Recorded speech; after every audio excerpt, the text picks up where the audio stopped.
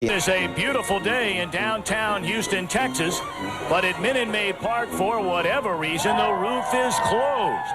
And the crowd hoping here in Houston that the change of venue will bring back winning ways to the Astros. They've fallen behind 2-0 in this best-of-7 National League Championship Series. They've won 19 of their last 20 in this building, and they have a native Texan, Roger Clemens, on the mound trying to get this series turned around. We'll have the first pitch in Game 3 coming up shortly. You're watching playoff baseball on Fox.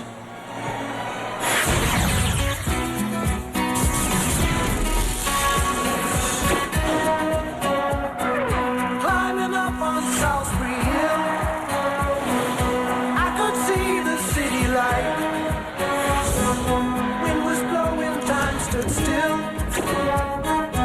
Eagle flew out of the night.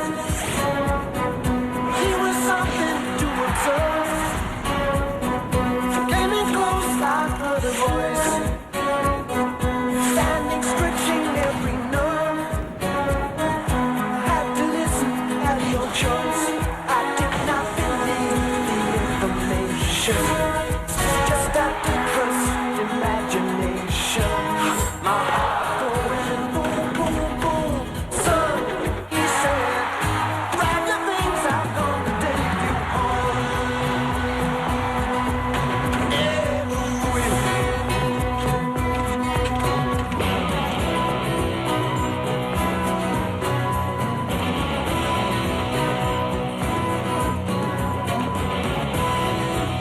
Welcome inside the Fox Network Center. Jeannie's Alaska, along with Kevin Kennedy and Eric Harris joining us again. He's back. Great to have you back. Yankees Red Sox a little bit later on today. Right now, for the Astros, the real NLCS, ladies and gentlemen, the one they actually have a chance to win. Well, it starts now. You're right. It's because Roger Clemens is on the mound. His hometown of Houston. He's got family and friends. The energy is going to be there. They would like to have split in St. Louis, but if they're ever going to come back, they got the right guy today and the right guy tomorrow. Well, if ever a team can be excited about being 0-2, it's the Houston Astros. They're back at home where they were 19-1. They've got Roger Clemens on the hill today. Speaking of being back home, in his home state, his team on the brink. Must seem like deja vu for Roger Clemens. In 1983, the star from the University of Texas was faced with the same drama. How did he respond? He pitched his team all the way to a national championship. 21 years later, it's happening again, and there probably isn't a better man for the job.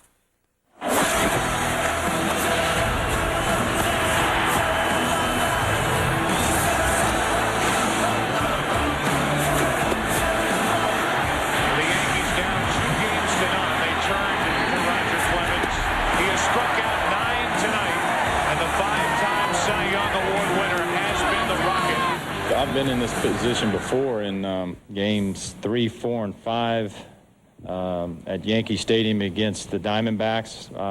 I thought the upper deck was going to come down at times. It was so loud, and when you're out there pitching like I was in Game 3 with the scenario with 9-11 and the president being there throwing out the first pitch, the people's emotions were running extremely high. I could feel them being out there on the mound. You could feel the base of the fans just hit you. I'm excited just for, the guys when I look around. I'm excited that I'm able to share this with a lot of family. They're all giddy about this. They're really pumped. They love it that we're here. And, we've been doing it. I think everyone in this room that has been following this team knows that the last month and a half we've been pitching with the back of our hair on fire. Roger Clemens in the postseason, you can see the numbers, 9-6 of the 3-4-4. A lot of those obviously against American League teams, but against National League teams in 9 starts. He's 4-0 in the postseason with a 2.12 earned run average, and the home numbers right there, 12-3. That's more important to me, pitching at home in front of his family and friends, as I said. And one thing I could tell you, I talked to Roger early in the season, actually at the All-Star break. He said, Skip, the team's been flat. I mean, there's a lot of talent in this ball club. Phil Garner has helped this team, no question. But Roger's a guy, when he's on the bench pitching, and I've been through it with him on the mound, he'll get these guys up. He'll get that offense going. He'll pump them up, not just the coaching staff. Well, Roger is an emotional guy. We saw that in the World Series a few years ago, and he will not let this team be flat. And he going out there and throwing those fastballs, it's going to be a good day for Houston. Yeah, he'll be right after it. Mr. Clemens well rested. So is Brad Lidge. He hasn't pitched in, a week? Yeah, Yikes. Too long for me. I mean, I thought he should have been in. I'm speaking beforehand, not just because they lost the ball game the other day. This guy's got one of the best sliders in the game, good fastball, one of the best. Turns out to be one of the best closers in Major League Baseball. Opponent's batting average against this year, 1 .74. That was second in the National League, and he's only pitched in 3 games of the 7 postseason games the Astros have had. So today, for me, it's Clemens at least for 7, and Bradley gets the ball early no matter what the situation is today. You get him in there no matter what, because he was up and throwing the other day, but the game conditions changed, and so Phil Garner changed his mind. Well, it doesn't help if you've got him throwing down in the bullpen. You've got to get him in the game. That's where he's going to be effective. Yeah, you're down 0-2. Believe me, he's coming. Maybe even the 7th inning if Clemens gets in trouble early. But I think Roger's going to go deep into this ballgame. All right, the Cardinals are not without their own bullpen drama. Team doctors say left-handed reliever Steve Klein probably has a case of gout that is aggravating the tendon tear in the index finger of his throwing hand, but he's not been ruled out for the rest of the series. No, and he's been a nice situation for Tony La Russa because he's got 2 lefties down there, he and Ray King, and it's going to change the way Tony has to manage. He's got a bunch of righties before he gets to Isringhausen. It's the best bullpen ERA in the National League this year at 3.03, but mixing and matching against the 2 key switch hitters. Beltran, you want to turn him around, hit him right-handed, 6 postseason home runs, all left-handed, and Berkman the same thing. How much will they rely on the pen, though, Eric, with Jeff Suppan on the mound? Well, if Jeff Suppan throws like he did against the Dodgers, they won't have to rely on the pen. He's going to have to get deep in the count against the Houston Astros and throw well. And Roger Clemens, we know what he has. He's got the 95 fastball still at age 42. Great split-fingered fastball, good command, great mechanics. Talk about preparation. You talk about guys like Kurt Schilling, who he helped years ago. Clemens is the guy to get the Astros a win today. And you see the numbers you're looking at, career versus Houston Suppan. And Clemens versus the St. Louis Cardinals has actually pitched well this year. And there's one guy that he's not going to want to pitch to, and he's going to pitch around a little bit. You're going to see that today, and that's Albert Pujols. Makes sense. Rates the Cardinals from their first World Series in 17 years. A large part of the success can be summed up in 2 words. Albert Pujols, or as Larry Walker calls him, a freak. What he does is amazing. In 6 postseason games, he's hit over 450, 4 home runs, 8 RBI, 8 runs scored. That's just one guy in this Cardinals lineup. So it's no doubt they are quietly confident.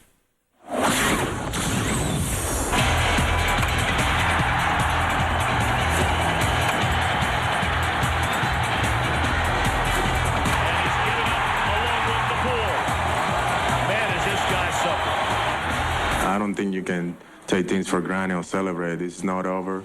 You have a great team over there. You need to respect. They're going to be ready to play at their place where they're playing real good this year. Hopefully we go over there in Houston and play the game like we've been doing here. Albert Pujols, definitely one of the leading candidates for MVP in the National League. Even better in the postseason, if you can believe that. .455 batting average. That's why he's a freak, Kevin. That's right. He's a hitting freak. He's a hitting freak. Here's an interesting note against Roger Clemens. 2 for 9, 222. No extra base hits, 1 strikeout, 4 walks. And when I said Roger Clemens is not going to pitch to Albert Pujols, I don't mean he's not going to pitch to him early in the game. He's going to do it in a game situation when Albert can beat him. That's when Roger will want to give you one of those unintentional, intentional walks and pitch to the next guy. No disrespect to Scott Rowland or Jimmy Edmonds, but Pujols will not be a guy to beat Roger Clemens today. If he is, I'd be shocked. Well, again, Roger has the physical talent, there's no question, but why he's a Hall of Famer is he's got the right mental approach, and Albert Pujols will not beat him. It's going to be up to Scott Rowland today. Torn calf muscle in mid-September. You know, if that happened in mid-July, Scott Rowland would be on the DL. Instead, he's on the HL highlight list after a double dose of home runs in Game 2, followed by a triple dose of ribbing from his teammates. What did your teammates say to you after the first home run and the second home run? What time? Where the have you been? Are you on this team? What's going on? No surprise one of those home runs came with 2 outs. It's kind of becoming a pattern. 17 for 38. Yikes. That is over 400 batting average, almost 450 combined with 2 outs. Those big 4 guys right there. That's why we say, well, pick your poison. If it's not Pujols, it's going to have to be probably Rowland and Edmonds tonight. But still, as I said, Roger Clemens is smart enough to know who to put on intentionally, try to get the next guy, whoever he feels the matchup's better for him. Well, and also just to note, 12 at-bats, Scott Rowland has 2 home runs off Roger Clemens. So look for Scott Rowland to be productive today. All right, but of course he's got to get it done in Houston, where these Astros have played very, very well. Well, the Astros have to be up for it. I mean, they've got a great offense, and they've got a guy we have to talk about, Carlos Beltran. Look at the record since August the 23rd. 19-1. The runs per game, earned run average has been good. Yeah, this doesn't mean a whole lot to me because that was at the end of the season, the sweep against the St. Louis Cardinals. Postseason, whole different story. Yeah, you brought it up. Tough call. Which was more brilliant, trading for Carlos Beltran or not trading him, Eric? Well, Jerry Hunsinger made the great move by holding on to him. Everybody had the Houston Astros written off for dead. Came back from being 7 games out in the loss column on August 14th. They're in the playoffs. And you're seeing the guys pitch around him. You're going to have to start pitching around Beltran a little bit, too, if you're the St. Louis Cardinals. You can't let Carlos Beltran beat you either late in the game. Guy's got 6 postseason home runs. Unbelievable. I liked what La Russa did the other day in the middle of the ball game. We had Dave Duncan out there, said, let's pitch around this guy, and we'll face the next guy that got out of the inning by getting Jeff Bagwell, another future Hall of Famer. So managers really have to, pick their poison in this series because the offenses of these two clubs are so dominant. They're very, very tough. Well, Eric, you said it earlier. Rarely have we seen a club trailing 0-2 in a series this confident. What happens if they don't get it done today? What happens if they fall down 0-3? They've got a great guy going out tomorrow, but how will that change the emotion of the club? Well, you're down 0-3. You're one game away from elimination. It's time to just shut it down. I mean, sure, can you come back? I mean, the Florida Marlins did it to the Chicago Cubs last year, but I don't think there's any way. They don't win with Clemens today. It's over. You liked those media questions, didn't you? When we said, what are you going to do now? Oh, I don't know. I'm just going to go home and not play. You know what? You got Oswald on the mound tomorrow, and that's what I said. Even if you are down 0-3, you got Oswald, and then anything can happen. You get one win under your belt, and you build the momentum the other way. You got to look at it, and I'd have a team meeting and say, look, guys, have we won 4 in a row this year before? Yes. Just happens to be we're going to have to do it against the St. Louis Cardinals. As I mentioned a moment ago, they swept the Cardinals at the end of the season, even though it doesn't, Cardinals were already in and not really worried about the end of the season series. It's a whole different story in the postseason. Anything can happen. All right, guys, who do you like? Well, I like the Cardinals in 6. I picked them before the series in 6, and I think today, Roger Clemens, I think the Astros are going to win this game today. God, after just listening to Kevin, I think I like the Astros. No, I like the Cardinals. I like the Cardinals. Yeah, Cardinals in 6. They Cardinals just have 6? too much. You saying 6? I like the Cardinals. I'm not getting that good yet. I can't pick how many games. Not yet. Well, we'll see. Both clubs are so balanced, but I just think at home the momentum's going to. Houston's going to pick one of these games up, and Tony La Russa and the St. Louis Cardinals know that. It's a tough ball club. You can't take them for granted. All right. The good news: there will be no weather today because they're going to just shut the roof and everything will be okay. The advantage of the dome. All right, time to get you out to the ball game. An emotional one. Emotional start for Clemens, of course, at home, and heavy hearts as well, as the late Ken Caminiti was remembered before Game 3. Tough call for the Astros to go on. Craig Biggio doing the eulogy yesterday, but they said they know Cammy is smiling down on them and pulling for them to pull out the pennant. No better guy on the mound to get it done than Roger Clemens.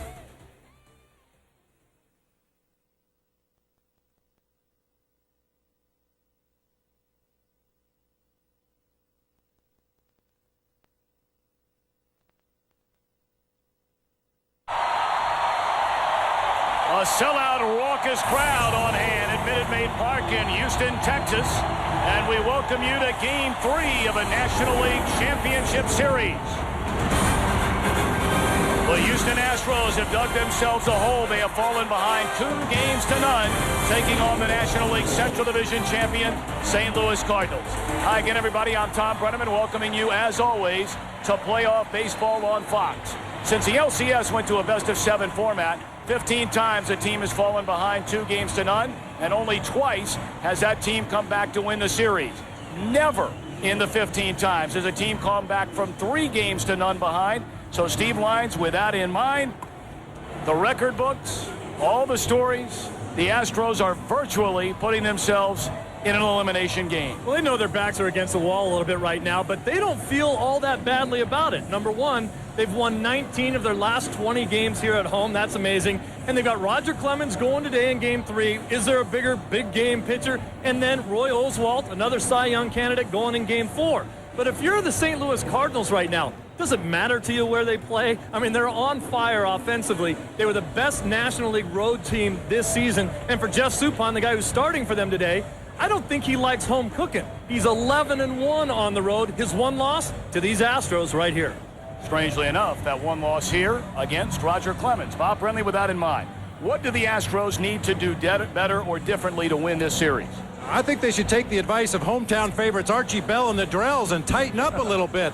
Leadoff double, couldn't score. 2 men on, nobody out, couldn't score. The inability to turn a double play opened the way for a big inning for the Cardinals in Game 2. They haven't pitched particularly well in this series. I think they just need to execute better. We talked about the familiarity of these two teams, 18 games against each other during the regular season. The key was going to be execution, taking advantage of opportunities, and so far the Astros haven't been able to do that. The high-flying St. Louis Cardinals, they led the National League in runs scored this season, led by Pujols and Roland, but the man trying to slow him down, the native Texan, the Rocket, Roger Clemens. First pitch on Fox, up next. Like a rocket, like a rocket, number one certifiable rocket.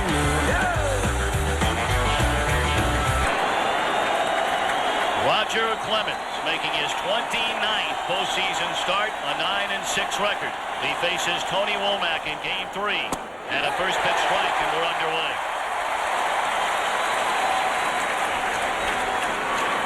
Womack 2 of 9 in the series, only 5 hits in 28 postseason at-bats thus far. And he's down a strike. Morgan Ensberg in on the grass at third, and it's off the outside corner, 1-1 to Womack.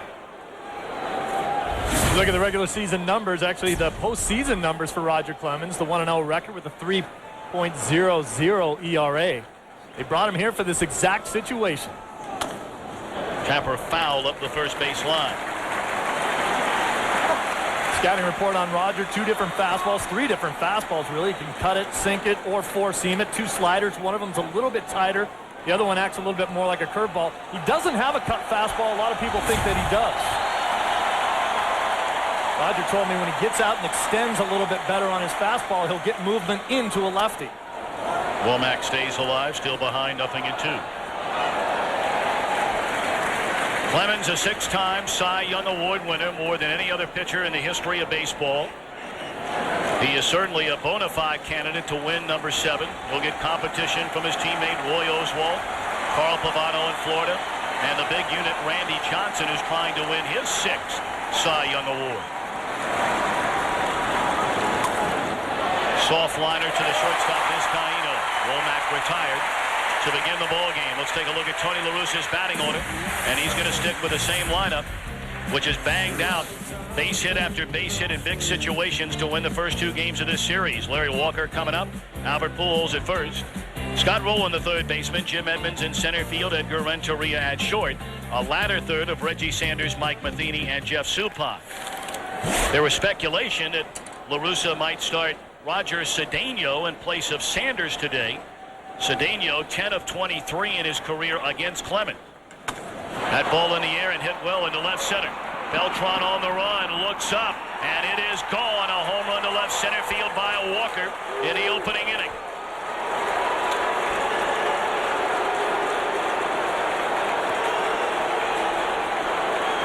Walker, his 2nd home run in the League Championship Series, his 4th of the postseason. Larry Walker not wasting any time jumping on the first pitch he sees. It appeared to be a fastball out over the plate. Good extension there from Walker. The ball will carry in this ballpark. Roof open, roof closed. It doesn't matter. This place is a launching pad, especially to straightaway left field. Now Albert Pujols looks at ball 1 low and away. Pretty good demonstration right there by Walker that he can go the other way. A lot of people think he's a dead pull hitter, and that's just not the case. Well, the early 1-0 lead for St. Louis, already leading in this LCS 2-0. Looks like Walker just looking for the ball away. You see that front foot strides straight at Roger Clemens. Gets the ball back in his stance in order to drive the ball to the opposite field. 2-1 to Pujols, who is 5 of 7 in this series with a pair of home runs. Like Walker, he has 4 postseason home runs. Saw that note a moment ago. Clemens has been extremely stingy in this hitter-friendly ballpark, giving up the long ball. That's only the 2nd one he's allowed over his last 10 starts. I think most of that can be explained by his tremendous command out there on the mound. He pounds that outside corner to the right-handed hitters and the lefties for that matter. Tries to get him to hit it to the big part of the park, but for some of these Cardinals hitters, there is no big part of the park. One of them's in there right now. 3-2 on Pujols. The Astros pitchers have to do a better job with Pujols keeping the ball down in the strike zone. He'll hurt you down there, but at least you can keep him in the ballpark. Get the ball up and out over the plate, as he's shown us. 2 pitches away from him. One he put into the right field seats. The other one he pulled into the left field seats.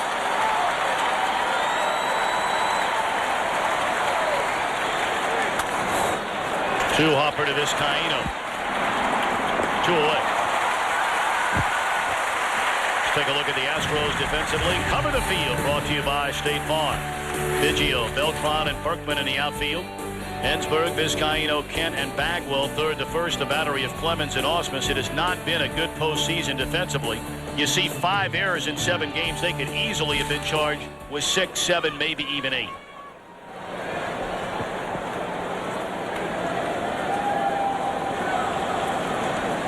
Now Rowland. He broke the tie with the big home run in the 8th inning against Dan Miceli in Game 2.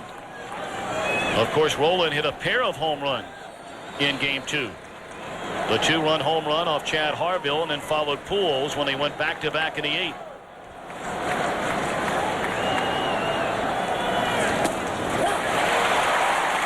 Quick word of advice for anybody that may have tickets to Game 4. Get here on time. The visiting team has homered in the first inning of every game. Beltran twice in St. Louis, and now Walker here today. You want to get here for the top of the first. Well, you can miss the first batter, but it's a number 2 hitter in the lineup that you got to make sure you're here for. Beltran hits number 2, so does Walker. Every number 2 hitter in a playoff seems like an MVP.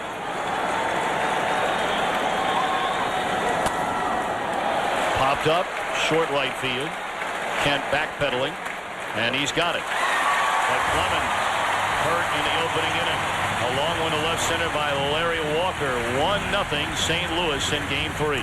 Astros come to bat, bottom half of the first inning, trailing 1-0 on a solo home run by Larry Walker. Jeff Suppan won his only postseason start this year. In fact, he finished off the Dodgers in Game 4 during the division series and threw extremely well. Well, Tony La Russa called him a pitch maker. He will invent things out there on the mound from time to time. Down the left field line. It bangs off the facing and foul ground, and they're going to hold Biggio to a single. So a bad break right there for Biggio and the Astros. That ball rolls down into the corner. It's a double. It's a sure double if it gets down into the corner. If it happens to get hung up down there, maybe even more. But the Cardinals were out here early for batting practice today. You see that hard ground ball headed down for the corner, hit the facing of the stands down there, and ricocheted back in front of Reggie Sanders, and he made a nice play to hustle in there and get it and hold Biggio to a single. He really did. I mean, he did not commit one way or the other. He knew it's a sure double if it gets to the corner, so he hung in short left center or left field, just for the fact that if it did hit off that facing, he was in better position to come and field it and get the ball in to save a double. Now the amazing Carlos Beltran. He looks at a strike. Beltran, as Bob mentioned a moment ago, is homered in the first inning in each of the first 2 games of this series. He has 6 postseason home runs, 3rd all-time by any player in a postseason, trailing only Barry Bonds and Troy Glaus in 2002. 1-1 on Beltran. He's already the Astros franchise postseason leader in home runs and RBIs. That was the outing Suppan had against the Dodgers. He allowed only 2 hits and 2 runs, a 16-game winner during the regular year, but did not pitch well against this Houston team. He started 5 games against them, went 1-4. That pitch was 66 miles an hour. Well, that's what we saw at the end of Game 2 against Beltran. After hitting the home run in the first inning, he walked 3 times and struck out on a steady diet of off-speed pitches. 3-1. Well, some of the fastballs that he's been hitting have been poorly located right in the middle of the plate and elevated a little bit. There's the scouting report, Bobby. You talked about it. He invents pitches out there. Matheny says sometimes 8 different pitches. He's got to be a master of location. He's done very well. But if he gets up in the strike zone, look out with those Astro bats. First 2 aboard. This Astro team has been almost beyond belief here at home, going back to the 23rd of August, as we've talked about during this series. Houston won 19 of their last 20 games in this ballpark. Their only loss against Atlanta in the division series. The rest of Phil Garner's lineup has Jeff Bagwell coming up playing first, Lance Berkman in right, with Jeff Kent at second, Morgan Ensberg at third, Jose Vizcaino the shortstop, Brad Ausmus catching, and Roger Clemens on the mound.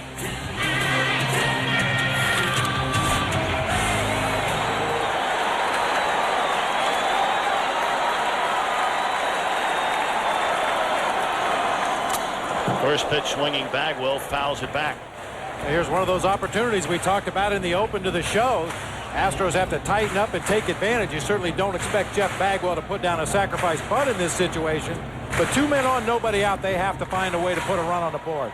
And they got to get Baggy going in order to do that. You just saw the numbers so far for him in this division series. League championship series, rather. Backhanded by Roller. Marlin steps on third, throws to first, and Pujols keeps a toe on the bag. A big double play. Let's take a look at St. Louis defensively. A sensational defensive team. They cover the field, brought to you by State Farm. Edmonds flanked by Sanders and Walker in the outfield. Matheny, a two-time Gold Glove winner behind the plate. Rowland, a Gold Glove winner, as is Renteria. Womack and Pujols on the right side. So much was made about the struggles in years gone by of Biggio and Bagwell in the postseason. Both were very good in the division series. Bagwell is 0 for 7 without a single RBI in the LCS.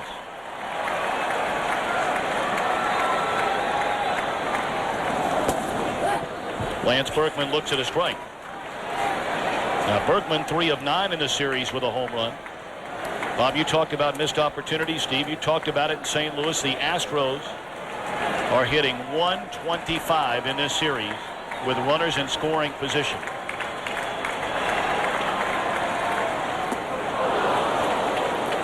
I think there's a number of reasons for that, Tommy. Possibly some over-aggressiveness on the part of the Astros hitters in those situations. Certainly a lot of the credit has to go to the Cardinals pitchers for executing the pitches they need to in those situations. And then, of course, the Cardinal defense for making the plays behind their pitchers. Well, we just talked about Reggie Sanders making a nice play, but look where he's playing right now for Berkman. I mean, talk about respecting power. I mean, he's up against the wall. Anything hit over his head's out of the park. And for me, that's too deep. Reggie Sanders needs a ticket to get back in the game. Come on in, little Reg. 1-2 to Berkman. Foul out of play. Suppan on the road. Did not lose until his final road start of the year. That came in this ballpark on the 29th of September. Went 7 innings, gave up 9 hits and 6 earned runs. We told you only 1 of 4 this year against the Astros. Made 5 starts against him with an ERA over 4. Base hit into center field. Rounding third, Beltran. Here comes the throw. It's offline. We're tied at 1.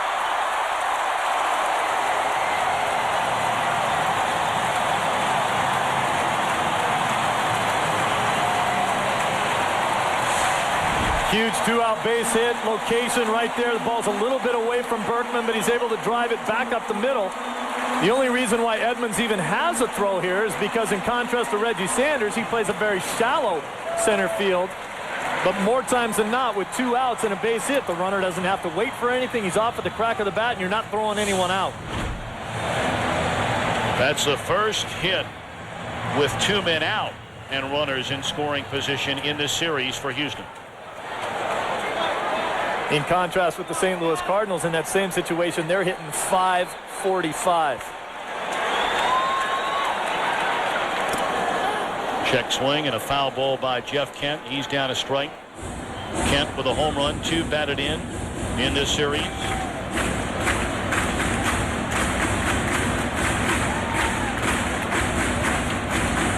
Maybe more so than any other player, position player for either team. That off day may have helped Jeff Kent the most. Limping around on that left foot. One which he fouled balls off of Monday in Game 5 in the division series in the opening game of this series. 0-2.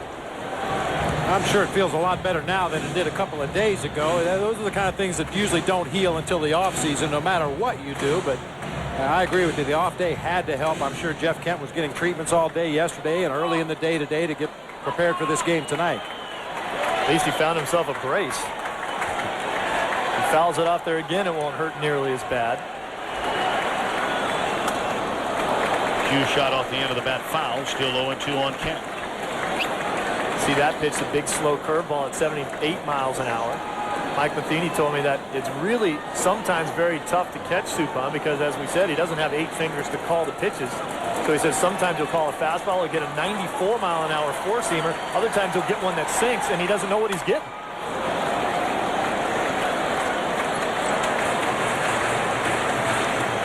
Generally, a catcher doesn't really mind if a pitcher changes speeds on his own or throws a sinker instead of a four-seamer if there's nobody on base. But you really need to know what's coming with the runner out there at first base. A wild pitch pass ball gets away. Suddenly you got a runner in scoring position. Yeah, Matheny's got that figured out, doesn't he? He's made one error in the last 2 seasons. Fastball up and in, 1-2 to Kent. Kent during the regular year, 27 home runs, 107 runs batted in. Has more home runs by a second baseman than any other player in the history of the game.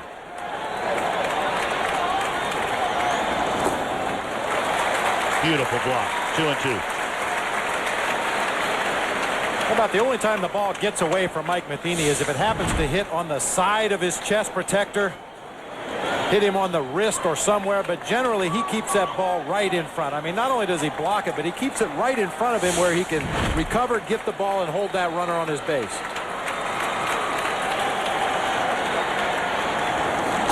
Three and two to Kent. You know, Bob, and you being a former catcher, I think the words that you use there are very important for the young kids. As you said, when he drops down to try to block that ball, he did catch that one, but he's not trying to. All he's thinking about is blocking it. If it happens to go in his glove, that's fine. Runner goes. 3-2 pitch. In the air, left field, and Houston takes a lead.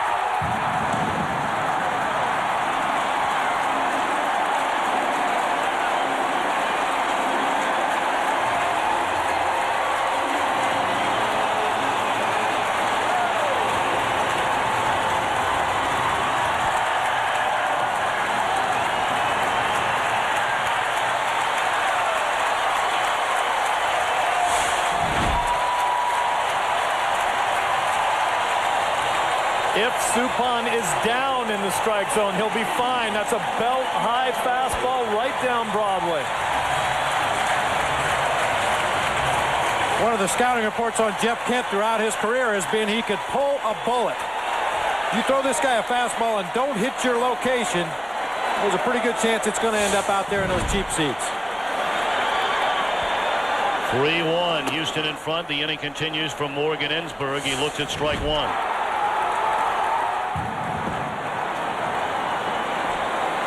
Don't miss the first inning now.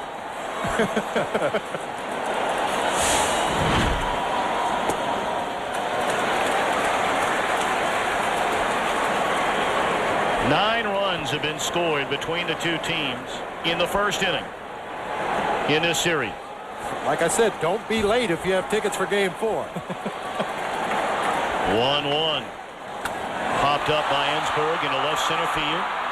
Edmonds going to call off Sanders, and that is that. But the Astros answer with one and tack on two more. Kent, his second home run of the series. 3-1 Houston. Cardinals come to bat. Top half of the second inning, trailing Houston 3-1 in Game 3 of this NLCS. Jim Edmonds to lead it off against the Rocket, Roger Clemens. Fastball away. Edmonds 3 of 7 with 3 batted in during the LCS. He'll be followed by Edgar Renteria and Reggie Sanders.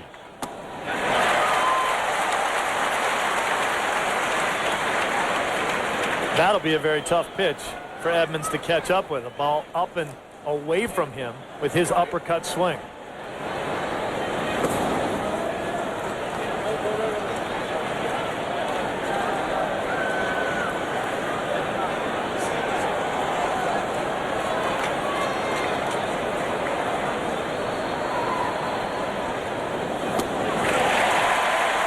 Fastball up again, right by him. Jimmy's always had more of an uppercut swing, so to get the barrel of the bat on a ball that's up and away from him, it's very easy to loop under it like he does right there. Tough to stay on top of that pitch when you have a natural uppercut. Break-even pitch. In the air, right center field. Berkman on the run and gone into the bullpen. Boy, it didn't look like he got it all, but he got enough. Second home run allowed by Roger Clemens, and it's a one-run ball game.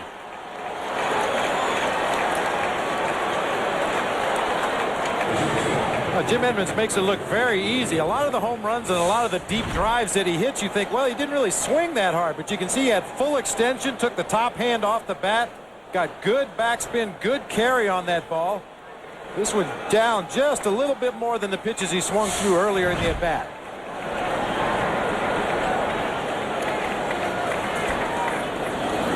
That makes Jim Edmonds the postseason home run leader all time among St. Louis Cardinals. 3 more than Albert Pujols, giving him 9. That leaderboard may change daily in this postseason. You're not lying. Edmonds was so funny to talk to when I was up there in St. Louis. I came out of there with my head spinning because he said, you know, all I have to do is really get my barrel of the bat on it. If I do, I'm going to hit it out. He goes, you know that. And I'm like, no, I don't remember that happening to me. I didn't know the bat had a barrel. Jam shot roller to the shortstop, Vizcaíno. 1 away. It's a pleasure to bring in our 4th member of our broadcast team today. Let's check in with Josh Lewin. Hey, Tommy, just a quick thing on Phil Garner, Astros manager. Loves to make speeches, gung-ho kind of speeches. Has what he calls the pencil speech, which he never was able to give to this team. If you just break one pencil, very easy to do. 25 pencils hold them together, can't break it. Well, that's what he's told younger teams in Milwaukee and Detroit. Phil's saying, I never had to bring up the pencils to this group. They know what they're up against. Josh spent a number of years here in Detroit while Phil Garner was the skipper with the Tigers. That one on the ground to Vizcaíno, and Sanders retired for the 2nd out of the inning. That's what Garner told us before the series started. He said it's great to have veterans because you don't have to teach them how to play, especially if you're a guy that comes in halfway through the season like I did. I don't have to do X's and O's with them, but I can't give them the pencil speech. You can't say, hey, if we just hang in there, we can make a run at this, because they look at you cross-eyed sometimes and say, look, we know what we're up against. This is going to be tough. Then they rattled off a 36-10 record. And it helps to have veterans like Bagwell and Biggio and Jeff Kent. Guys who are good leaders regardless. And he said far and away that was the biggest difference, the fact that he had guys that didn't throw in the towel. Mike Matheny behind a strike and bounces one through the hole into left field. A 2-out single by Matheny, which will bring up Suppan here in the 2nd inning with 2 down and 1 on. We asked Tony La Russa if they had a game plan against Clemens to maybe be a little more aggressive, or were they going to be more patient, try to run up a pitch count, and he said it really just depends on the kind of command that the Rocket has. If he's getting the ball over the heart of the plate where they can swing at it, they're going to be aggressive, and so far a lot of first pitch hacking by the Cardinal hitters. Clemens pitched very well against St. Louis during the regular season. He made 4 starts against them, went 2-0 with a very low 2.36 ERA. I mean, imagine that, holding this lineup down to an earned run average in the 2s. And it's funny the way Roger talks about the way he pitches now. He used to have such electric stuff. He could go up in the zone a lot more than he does now. He has to keep the ball down. But he says, if I'm not getting a high strike, a belt high strike, I can't get anyone to swing at one over that. So he says a high strike for me now is very, very important. I'll work down, but I got to get that belt high strike so then I can get hitters thinking they got to swing at a pitch a little bit higher than that as well. Suppan can swing that bat. He hit nearly 270 during the regular season. Diving play made by Ensberg, and he takes a hit away from Suppan. Walker got Clemens in the 1st. Edman gets him in the 2nd. Houston a 1-run lead. Solo home runs for St. Louis by Larry Walker and Jim Edmonds. Jeff Kent a 2-run home run in the Houston 1st inning, and the Astros with a 1-run lead as they bat against Jeff Suppan in the 2nd inning. Vizcaíno, Ausmus, and Clemens coming up.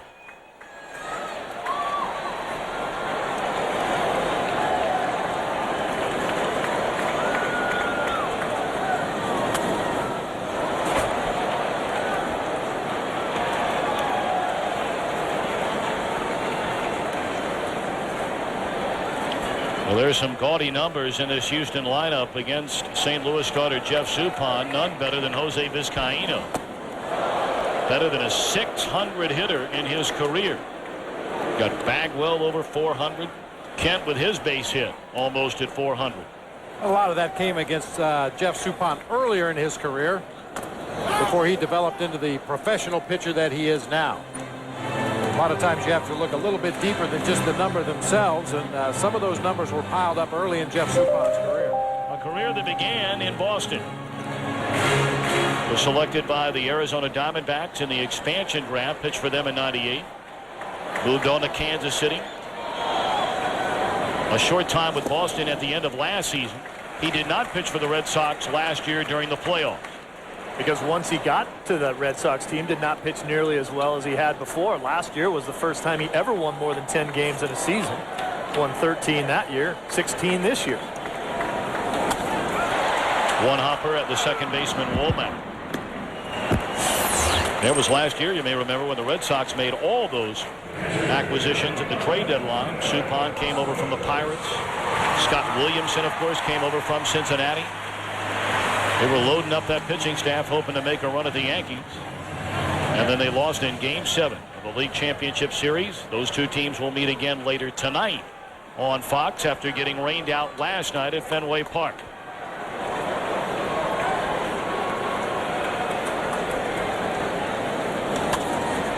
Osmus, a fly ball into right, and Walker's got it quickly 2 away. Well, throughout the NLCS, we're going to identify a key matchup in the game and determine who holds a DirecTV advantage. A big statistic we talked about coming into the game with runners in scoring position. The Cardinals, 368. Houston, 125. With 2 men out, 12 runs for the Astros, 1 for Houston. And the bullpen pretty much tells a story the way it's gone for the Astros. Their best reliever has not thrown a pitch in the series, Brad Lidge.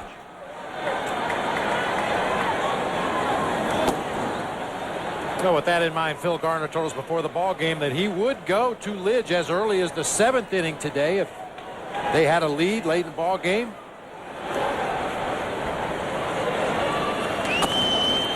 Tapper up the third base line, fielded by Rowland. Time to throw out Clemens. A 1-2-3 second.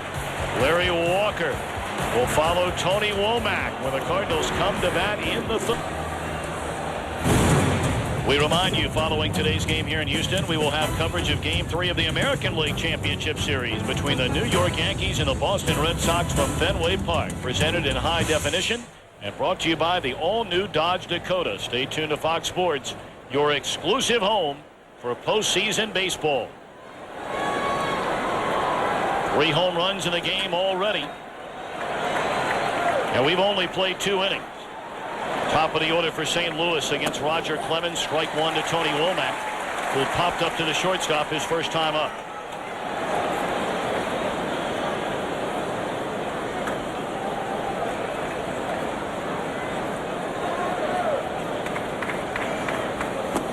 Clemens was not nearly as sharp in the 2 games during the division series as he had been during the regular season. He got a win and a no decision. Were it not for the bullpen, he would have gone 2-0 against the Atlanta Braves. The second time he pitched on 3 days rest. He gave up a hit per inning, struck out a batter per inning, but walked 8. Down the left field line and out of play.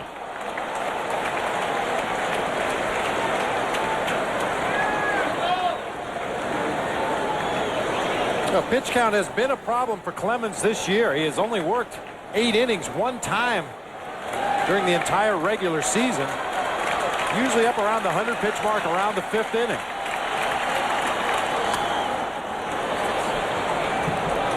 Tony Womack doing his best to add to that pitch count. Rogers not extremely fast to home plate out of the stretch. That's why he wants to make sure he at least throws strikes to Womack and make him work his way on.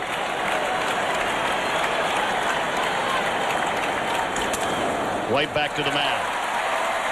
1 away. So here comes Larry Walker, who homered to left center field in the opening inning. Well, just a precursor of what we expected in this ballpark. With the power on both of these ball clubs and the way this field has played throughout the regular season, balls hit in the air have a real good chance of getting out of here. Much is made about the heart of this St. Louis batting order. And the numbers back it up so far here in the League Championship Series. The numbers 2, 3, and 4 batters for St. Louis. 6 home runs and 11 runs batted in so far.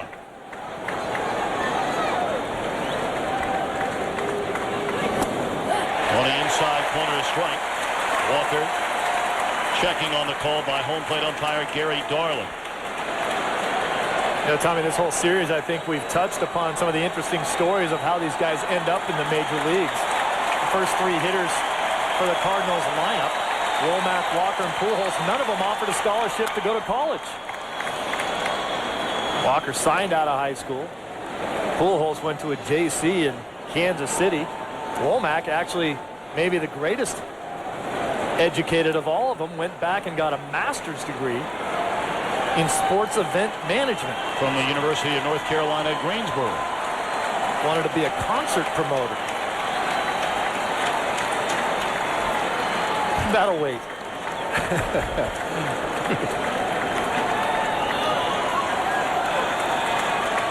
Low 2 pitch. Foul off, corner.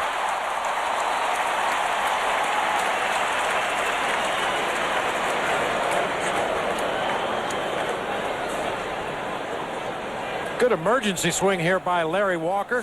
The 2-strike count, battling. That pitch is close to the outside corner. He's not quite sure if it's a strike or not, so he's just going to try to get a piece of it. This one in the air to left center. Will stay in the ballpark this time. 2 away. Let's take a look at a pitch-by-pitch from Roger Clemens to Larry Walker. First pitch, a sinking fastball away, a little bit lower than what Walker had hit the first time. Then he goes in so he can go back away. That's a better pitch to hit. That thing looked like a little bit of a splitter.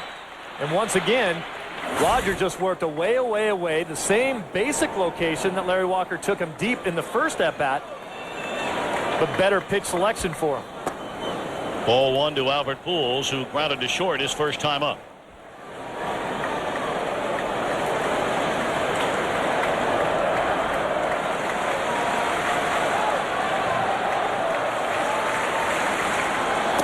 Clemens has talked about it for nearly 20 years. A batter's job is to get comfortable in that batter's box. My job is to make them uncomfortable. Well, he's done that to plenty of hitters throughout his career. He's not afraid to let one go up and in on occasion.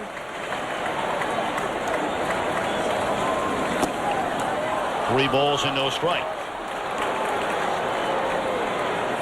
Now, there's only one pitcher that I can think of right offhand who doesn't go in very often and still has a tremendous amount of success. When you're talking about guys like Clemens and Pedro Martinez, they will go up and in. Everyone says you can't win if you don't go in.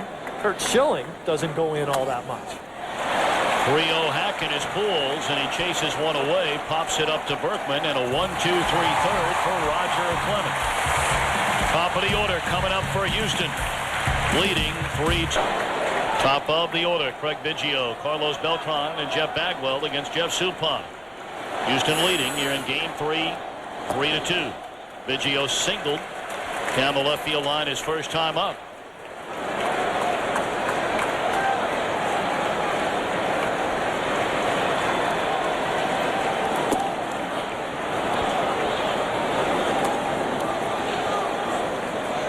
Biggio during the regular season, 24 home runs, 63 runs batted in. There were whispers a couple of years ago about Biggio, this year about Bagwell, that maybe their outstanding careers were starting to get away a little bit. In the air, left center field.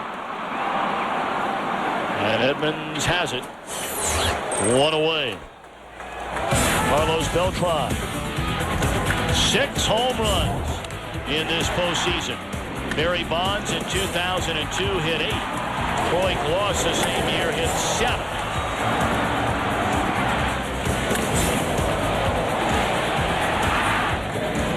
Mariachipi in the bunch. Guy's in a rut.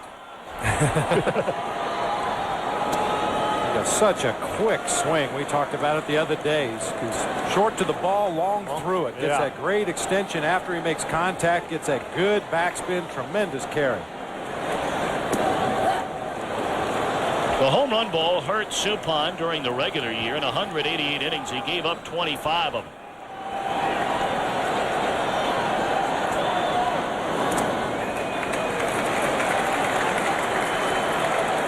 Beltran has been the best player in this postseason in either league, hitting nearly .450 and the leader in homers, RBIs, hits, and runs among all players in this postseason.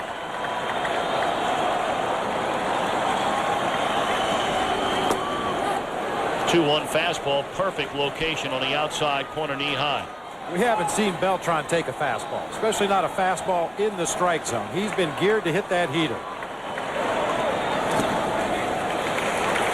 We mentioned that his last 4 at-bats in Game 2, they went to a steady diet of change-ups, breaking balls. When they did throw the fastball, they tried to keep it away where he could not reach it. 3 walks and a strikeout, but we're seeing a lot more of the same. More off-speed pitches, try to spot the fastball away from him. I don't think you'll see a fastball here either. Popped up. Left field, feeling for the wall. Now backing up on it is Sanders.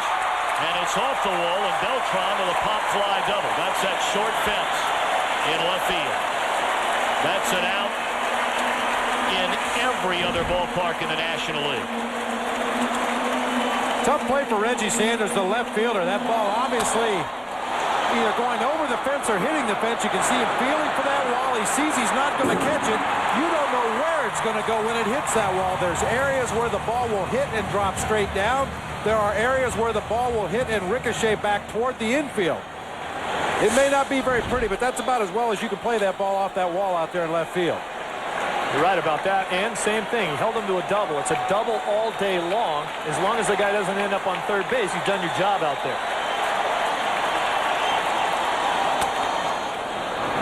Rolled over a foul up the third base line.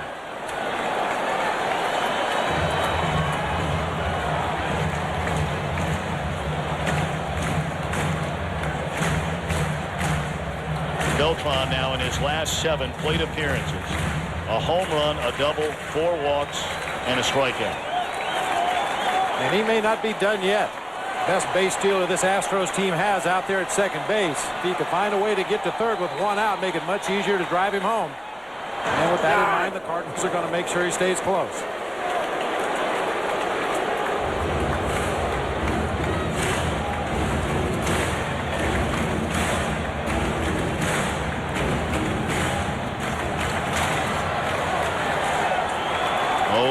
Bagwell looking for his first RBI in this league championship series. To the left field. They're going to hold Beltran at third as Sanders gets to the ball quickly. So they're on the corners. 1 out. Let's check in with Josh Lewin. Tommy, you guys were talking about Carlos Beltran in Kansas City. He was a buried treasure. Now on the big stage. Remember what he's done on the primetime stage. The 3 times the Astros have played in primetime on Fox. 4 home runs, 8 runs batted in. The Astros could be victimized by his success here. You got a lot of owners watching this series saying, hey, maybe we want that. The Astros are hoping to keep this undercover. It's not going real well. Everybody knows what he can do now. I think they're happy about that, though, in the grand scheme of things. Beltran and Scott Boras. Price tag is going up daily. Big shift put on for Berkman. Bluff to third, bluff to first. And why not try it if you're Suppan? I mean, you can watch 1,000 baseball games year after year, and you may never see that play work, but the Astros have had a couple of base-running blunders in this series already. Baggy doesn't run nearly as much as he used to. Jack McDowell was the best I ever saw it, pulling off that first to third move. And you know, Bob, that was always the hardest one for me as a guy who was trying to be aggressive on the bases. As soon as a right-hander lifts his foot, you're thinking you're safe. He drops it down, fakes the throw to third. You can easily get caught on that. You don't see it work that often, but I always thought it was a tough play. 2 balls and no strikes on Berkman. He had a run-scoring single with 2 out in the opening inning, then scored on the home run by Kent. Berkman 4 of 10 so far in the series. Dave Duncan comes out for a visit. A moment ago, we caught up with St. Louis manager Tony La Russa. Tony, we talked before the ball game about Roger Clemens and his command. From what you've seen so far in the first 3 innings, how would you rate his command today as what you've seen in the past? Well, just a good example there with Larry Walker. I mean, you know, he gave him a couple of splitters that were down out of the zone. 3-0 to Albert. He got 3-0 pitching very carefully and then made a nice pitch. It wasn't right down the middle. I think his command is good. Like he throws the ball where he wants to. Jeff Suppan struggled in the first inning against the Dodgers, struggles in the first inning today. Have you seen that pattern at times this year from him, Tony? Yeah, at times. You know, a lot of starting pitchers have that thing. This is a big inning right here because this is the beginning, the top of the lineup, and get a 0 here could really get him rolling. Big swing and a miss on a 2-0 pitch by Berkman. We thank Tony La Russa.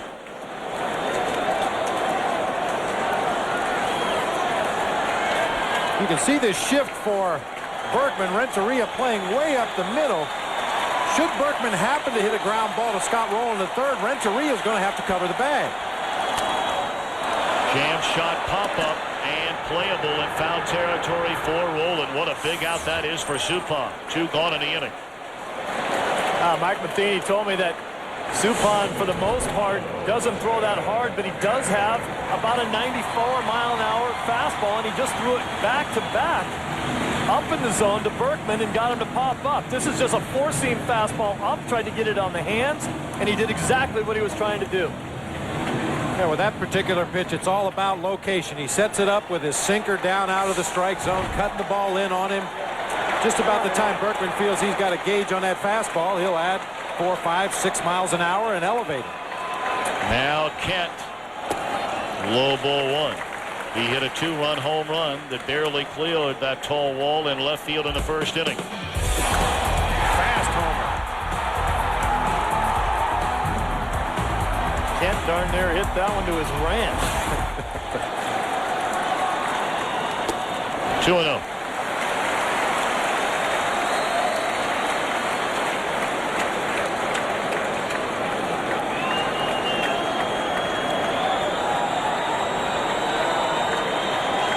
Game 3 of his National League Championship Series. Houston leading in the third inning, 3-2, looking for more. Great location with that pitch by Suppan to get a strike. Jeff Kent likes that ball from the middle of the plate in, but he starts it on the inside corner, tails it in even further. Just a little bit too far inside even for Jeff Kent.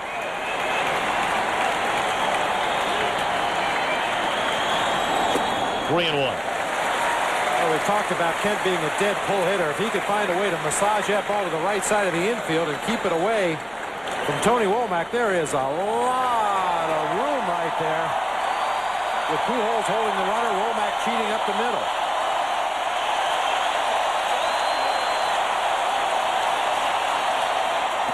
He takes ball 4, and they're loaded for Morgan Ensberg. Second walk of the game issued by Suppan.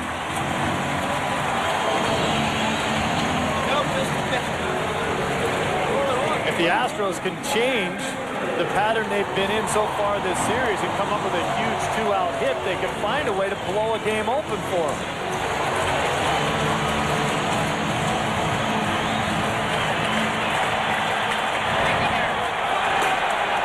Danny Herron begins to throw in the St. Louis bullpen. Ensberg popped up to center, ending the first inning, and chases the ball up, 0-1.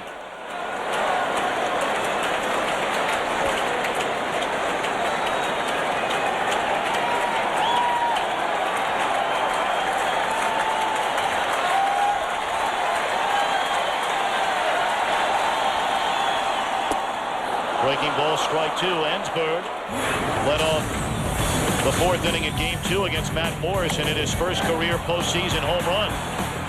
That gave the Astros a short-lived 2-0 lead.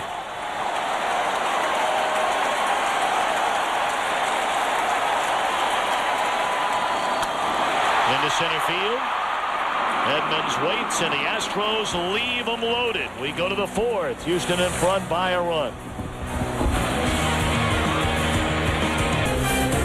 The League Championship Series on Fox is brought to you by Budweiser. Grab a cold, fresh Budweiser. It's game time.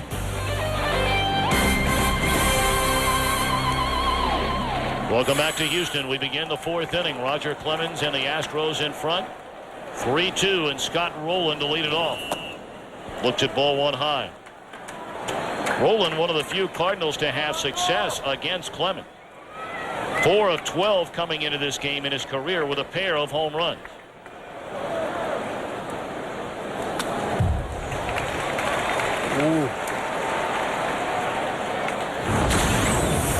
Pretty good hack right there by Scott Rowland. Just missed a homer, but on these you're going to see now he did not miss. That was not. It was a tough pitch to hit. That first home run he got. The other one out over. Not hitting that pitch for a homer. Rowland, of course, did not have a single base hit during the National League Division Series. Went 0 for 12. And already a pair of home runs, 4 runs batted in, and 3 of 9 in this series. When he gets rolling, the Cardinals generally get rolling. That's what happened back in May after a somewhat sluggish start when the Cardinals just took command of that National League Central Division and ran away from the two teams picked by most to contend for the Central Division Championship, these Astros and the Chicago Cubs, who failed to make the playoff. Short right. Base hit falls in for Rowland. Well, Steve mentioned it earlier. The Astros convinced Roger Clemens to come out of retirement after they signed Andy Pettitte, and they got him for games just like this. And he's happy to be pitching for his hometown team. To have the opportunity to be in postseason again in my hometown is really something special, and to have the excitement from not only your family and your closest friends, but you know, everywhere I turn in this city, people are just really excited about what this team has been doing. Well, a bunt attempt there by Jim Edmonds on the first pitch in his at bat. Edmonds did homer his last time up. I have to believe that was on his own right there. Morgan Ensberg giving him a lot of room down there at third base, and Jim Edmonds toyed with the idea of dumping one down that third base line, make Rocket field it. He's probably going to beat it out for a base hit. 0-2. Watch location on this pitch. That ball's away from him, and he pulls it into the right center field feeds. He's got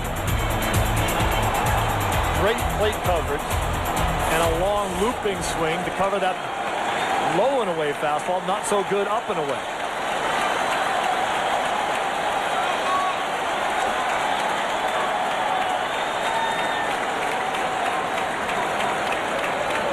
Oh, and 2 on Edmonds.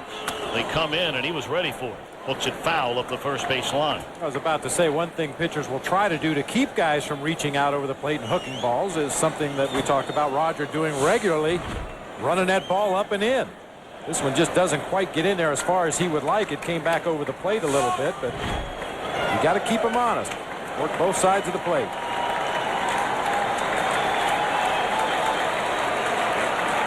Rolling a short lead over at first, carrying the tying run. In the air, left field. And Biggio will circle it. 1 away.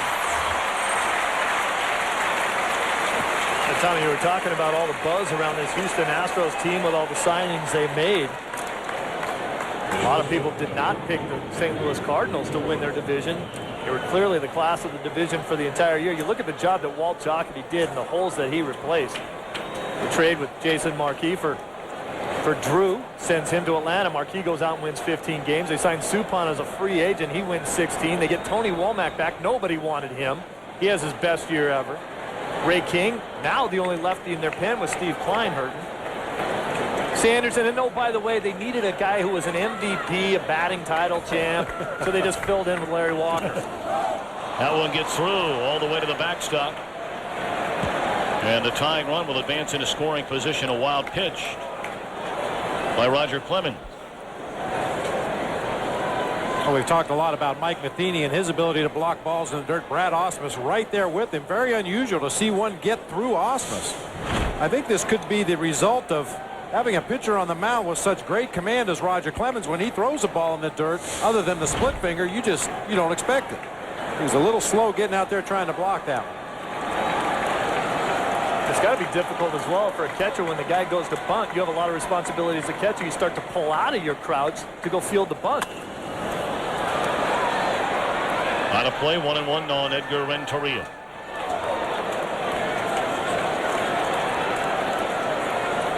Talk about one of the classic drop and drive pitchers. Look at Clemens, the motion, dropping down on that back leg, driving towards home plate. The strength in his lower half. Clemens will tell you that's where he gets his power, his legs, not his arm.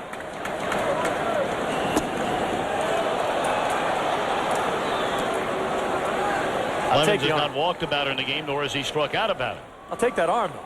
Oh, yeah. Oh, yeah. 328 career wins for Roger Clemens. We mentioned the 6 Cy Young Awards. Undeniably a first ballot Hall of Famer. When he retires. And he's not talking much about that right now. Strike 2 ball. You're Roger Clemens. Why wouldn't you come back? Ideal situation at home. He's got a great contract situation where he doesn't really have to go on the road all that often with the team. People talk about his home record of 12-3. Well, most of the starts were here at home. He had success, but he's got the best deal in baseball right now.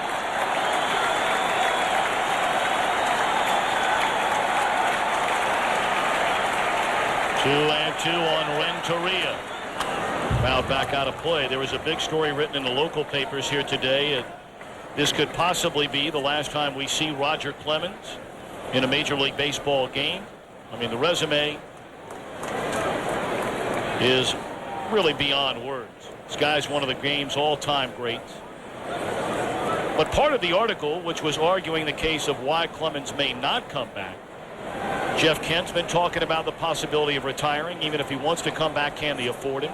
Carlos Beltran, it's pretty much a foregone conclusion that the Astros are going to be unable to sign him. Craig Biggio could be a free agent at the end of the year. Do they want to bring him back? Now, if all those guys are gone, you're talking about pitching for a little bit different ball club than the one he signed with during the winter. No question. And the reason why Roger came back was to be competitive and to win again. 2-2. We'll do it again. Clemens, born in Dayton, Ohio, but grew up in Texas.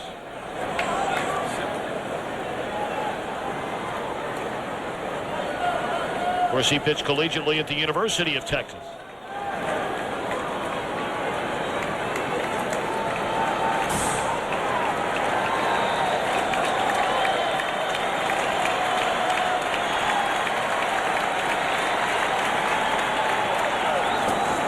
He's having a hard time putting hitters away in this game. His 7th pitch to Edgar Renteria in this at bat. Once again, the Cardinals trying to run that pitch count up. Not bad for an old guy. Goodness. 43 and 16 after his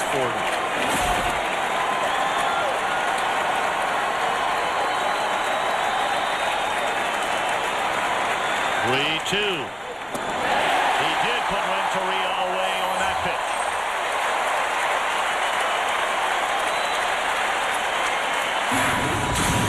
Clemens started at the University of Texas in 1982, led the Longhorns to the College World Series title a year later. Broke in with Boston, won 3 Cy Young Awards there. Another Cy Young Award for Toronto, then the Yankees for 4 seasons, 2 World Series titles, and this his 21st season in the big leagues, his first with his hometown team.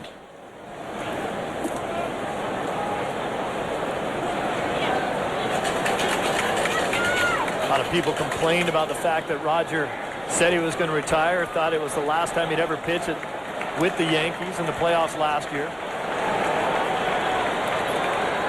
A lot of people were mad that he came back. I just don't understand that. And for people that were mad about a guy that wanted to come back and do what he loves that much, just don't understand what it means to compete.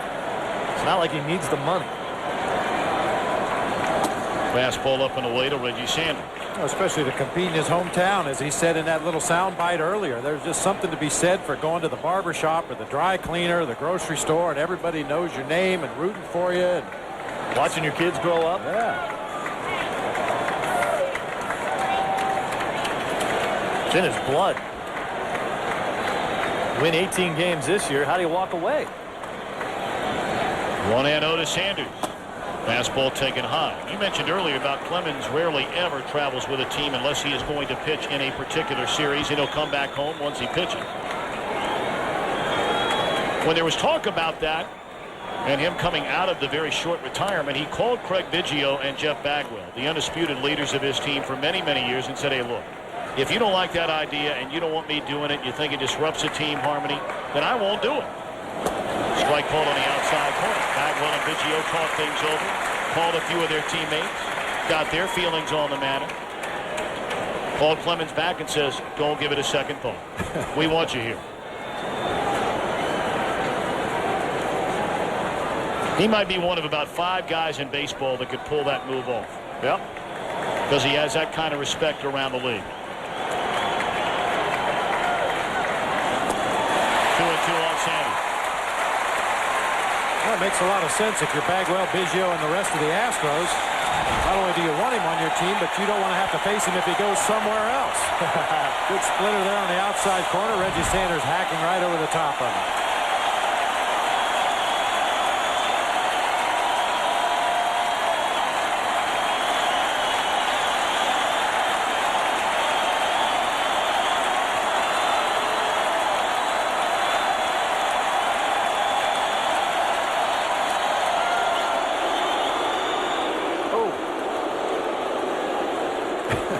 Well, first we had a bat thrown at a player, and now a ball. Not again. Roger didn't realize that the time had been called. He's not even looking at home plate right now, and by the time he realized it, whoop, oh, there it goes. Well, one thing we know, Roger Clemens and Reggie Sanders won't be battery mates at next year's All-Star game. That's true. And it looked like Roger had a split-finger grip on that pitch, and when he started his delivery and saw a timeout had been called at home plate. This is when pitchers get hurt trying to stop their delivery. I mean, I don't know so much about the direction of this pitch, but you want to go ahead and let it go. You try to stop that, that's when guys get hurt.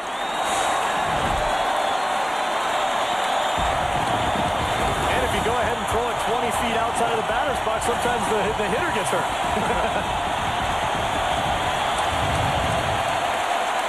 2-2 to Sanders. Had a pretty good rip at that fastball away from him and fouled it back out of play. Tying run is at second base, Scott Rowland. He began the inning with a bloop single into right. Got to second with 1 out on a wild pitch. The Clemens fan Renteria now trying to put the 4th on ice.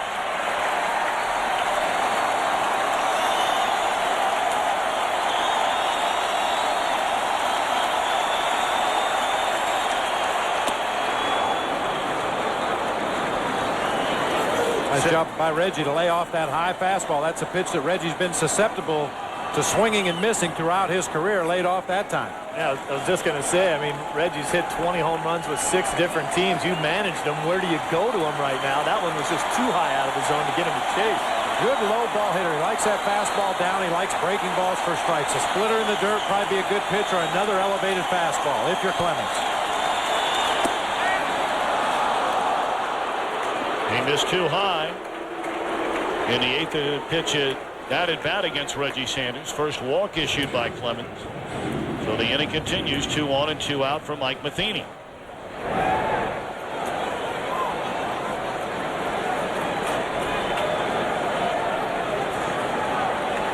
Clemens threw 15 pitches in the first, 14 pitches in the second, 15 in the third.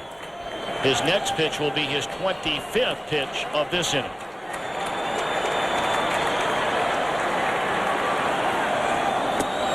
And it was a good one. I think there's 2 reasons when you face the Cardinals why your pitch count as a starting pitcher goes up, especially for a guy like Clemens. Clemens still has a strikeout mentality. He likes to strike guys out. So when he gets ahead, he'll nibble a little bit more to get you to chase. Number 2, this lineup is so awesome. Pitchers will nibble at corners. They got to stay out of the middle of the plate or they're going to get killed.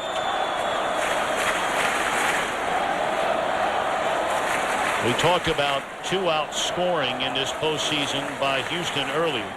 The St. Louis Cardinals have scored nearly 75% of their runs in this postseason with 2 out. Fouled away, 0-2 on Matheny.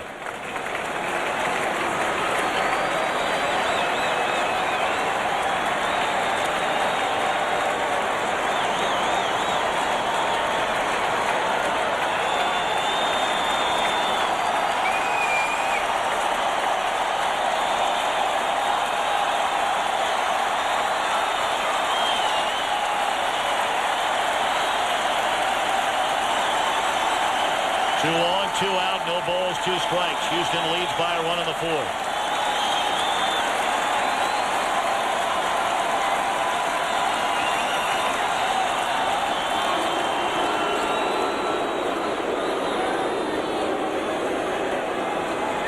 In the offseason, Matheny works out with Albert Pujols. I just can't imagine why you'd want that kind of abuse. Matheny hops in the cage, thinks he's pretty good, and then he watches Albert hit.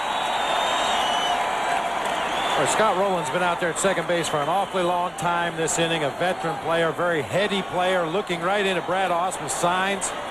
I think that's the cause for all the delay here in this at-bat.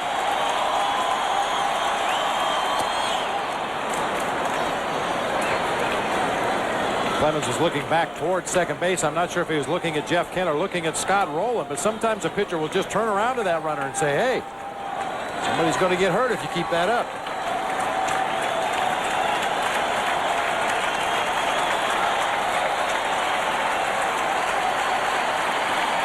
One-two to Matheny.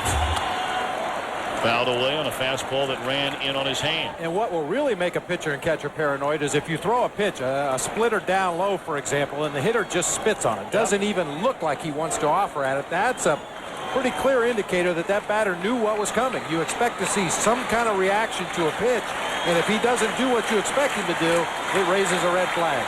Look how basic the signals are, though, right now. He's flashing just 3 signs after all the delay. Defensive swing there by Matheny, but he's still around.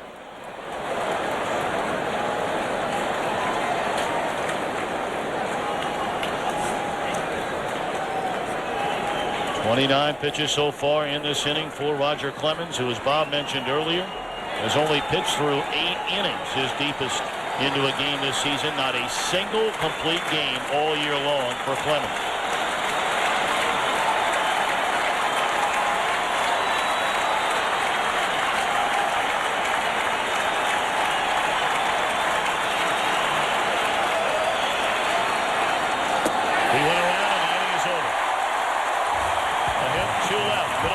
Houston leads by a run.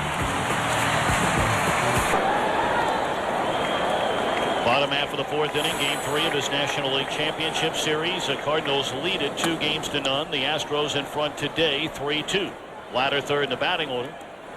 Jose Vizcaino, Brad Ausmus, then Roger Clemens.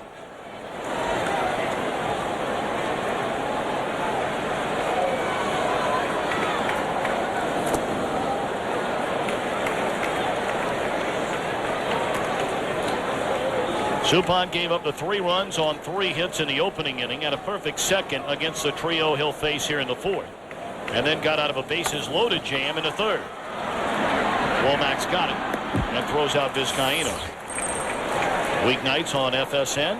The greatest nightly sports show on television, the best damn sports show period. This coming week is Decades Week. We look back at some of the greatest games and moments over the last 40 years. Former Lakers coach Phil Jackson talks about his new book, plus much more. Weeknights only on FSN.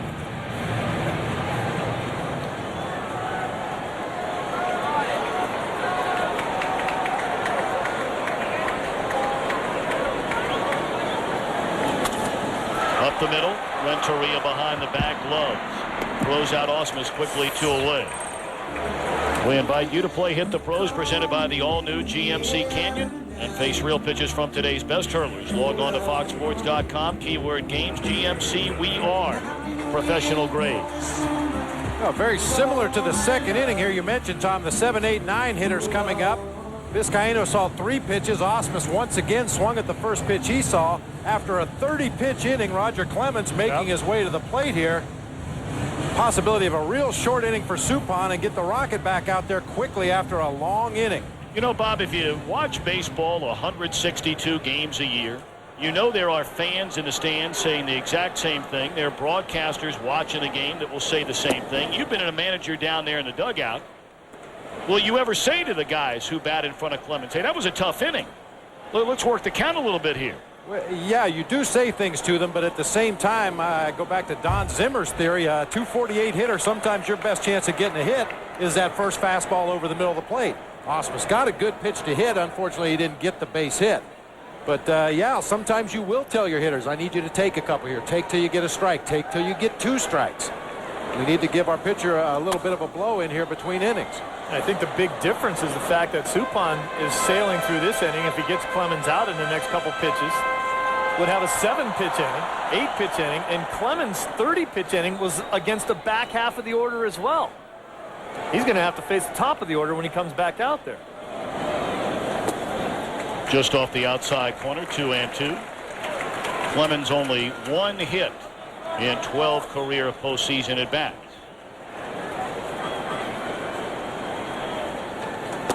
And he's gone looking to end the inning. 3-2 ball game as we go to the 5th. We're back to Houston after a break from your local Fox station. Houston a 3-2 lead. We're set to open the 5th. Steve Lyons a moment ago caught up with Houston pitching coach Jim Hickey. Jim Rogers' pitch count getting up there again, a 30-pitch inning in his last outing there, and now he's right back on the field. Are you worried at all about how many pitches he's thrown? Yeah, maybe in the inning, not overall. 74 pitches overall, I believe he's thrown. 30 in the inning was a little bit laborious, you know, but I think by design he kind of pitched around a guy or 2 in that inning, so the quick inning doesn't help, but I'm not extremely concerned. We thank Jim Hickey for his time. Tony La Russa with us earlier. 1-run ball game. Jeff Suppan to lead off the St. Louis 5th and look to the strike.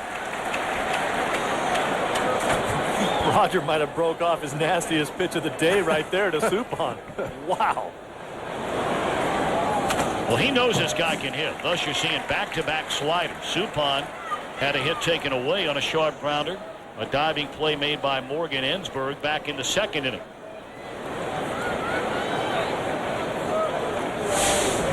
Here's that nasty slider. Starts on the outside part of the plate. Goes straight down. Roger can control the break on that slider. He can make it go down more, or he can make it a little flatter, more of a roundhouse slider, depending on the hitter and where he wants to throw it. Suppan lifts a fly ball at Lance Berkman. 1 gone in the St. Louis 5th. A reminder, right after our game here in Houston, we will have coverage of Game 3 of the American League Championship Series between the Yankees and the Red Sox. Joe Buck, Tim McCarver, Al Leiter from Fenway Park. All presented in high def and brought to you by the all-new Dodge Dakota. Stay tuned to Fox Sports, your exclusive home for postseason baseball. See if Tony Womack doesn't try to work a deep count here. Probably show bunt sometime early in the count. Try to take as many pitches as possible to give his starting pitcher a little bit of a rest in the dugout. Well, he's had his water. He's ready. Go ahead and swing away.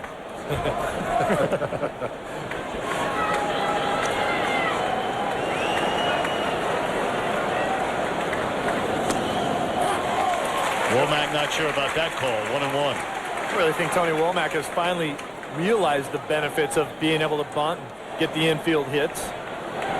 At his highest ever career on-base percentage this season. The guy can fly. It just took him a long time to understand that basically his game starts once he reaches first base. That's where he's most dangerous. Womack today is 0 for 2. 2 of 11 so far in this series. And a 1-2 pitch. Bottom fell out. Split finger fastball from Clemens. He has his 3rd strikeout of the afternoon. And maybe you start to wonder, is Clemens, even after that lengthy 4th inning where he threw the 30 pitches, is he starting to get better command of his stuff? He has 3 strikeouts in the last inning and a 3rd. Well, the splitter certainly has looked better the last couple of innings. I just think there's a point of no return. He's up over the 80 pitch mark now. At some point here, he's going to hit the 100 mark. And as you said earlier, Steve, it all works off of his legs. It's not so much his arm, it's his legs.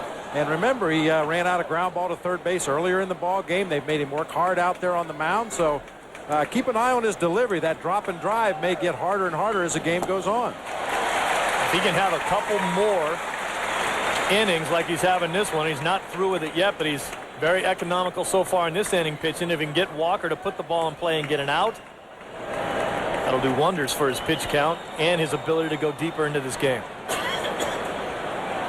They want to hand the ball from Roger Clemens to Lidge and nobody else. We mentioned earlier, Brad Lidge, the sensational closer of these Houston Astros, has not taken the mound in either of the first 2 games in this series. Bouncing ball to Kent, and Clemens, a quick 1-2-3-5. We go to the bottom half. Top of the order coming up for the Astros, in front by a run. Top of the order for Houston against Jeff Suppan as we begin the bottom half of the 5th inning. Biggio is singled and flied out to center field.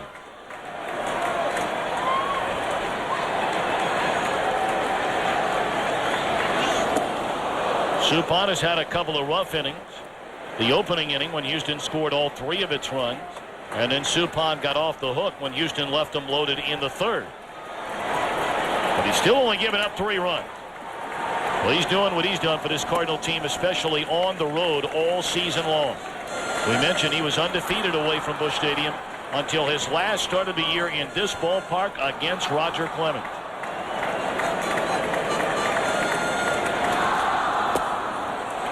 Biggio gone swinging.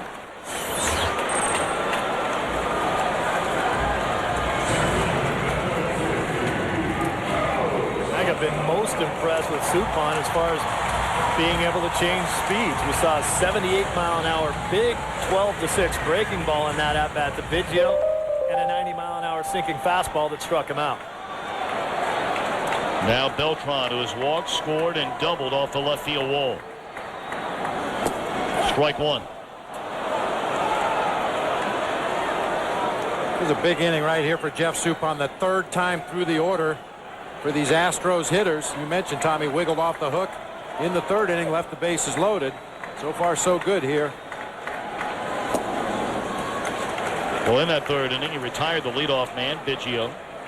But then Beltran doubled, Bagwell singled. He got the 2nd out when Berkman fouled out, walked Kent, and got Ensberg on a fly ball to center. A little bit of a hanger there, but it's chopped foul by Beltran. 1-2.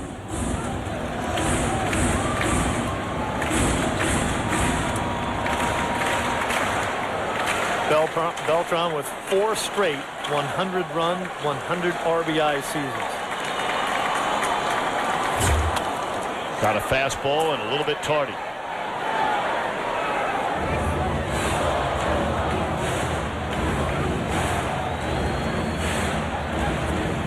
Well, both midseason acquisitions have paid off big time in this postseason for both the Cardinals and the Astros.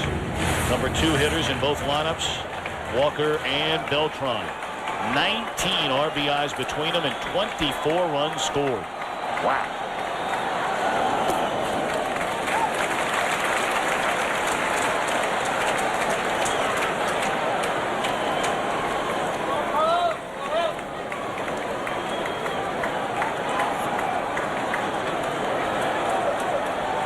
Two to Carlos Beltran. Got him on a breaking ball. 3 consecutive strikeouts by Jeff Suppan. 2 away here in the 5th. And once again, what you were talking about, Steve, the ability to change speeds on all of his pitches. Looks a little bit more off of this breaking ball. Gets it down in the strike zone, breaking down into the dirt. Beltran just not able to hold up. Today's Budweiser fantasy player is Scott Rowland. Log on to foxsports.com. Keyword fantasy baseball. Today's game is brought to you by Budweiser. Grab a cold, fresh Budweiser. It's game time. Rowland the 2 big home runs in game 2. Pujols and Rowland going back-to-back off Dan Maselli in the 8th inning.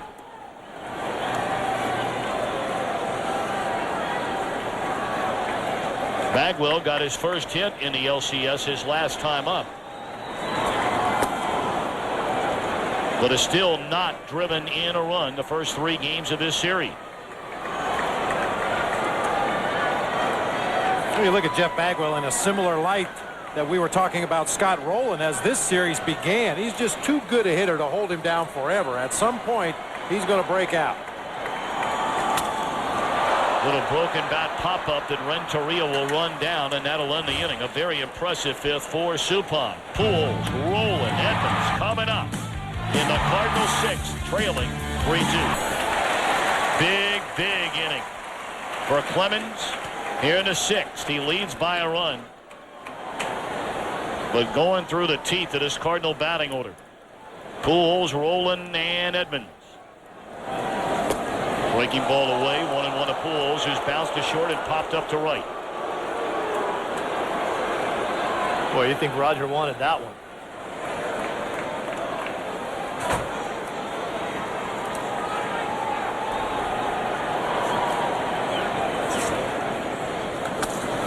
Ball foul, Clemens ahead at 1 ball and 2 strikes. Pujols 5 of 9 in the series with a pair of home runs.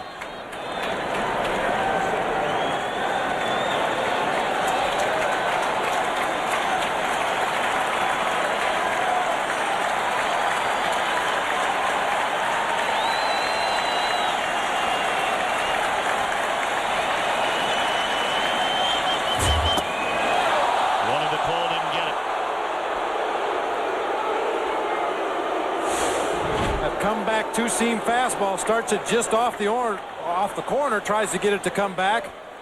Just a little bit too much velocity to get that ball to come back onto the corner.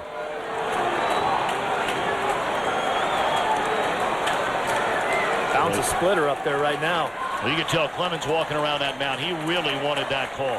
I think it goes back to the first pitch of the at-bat. He really wanted that one.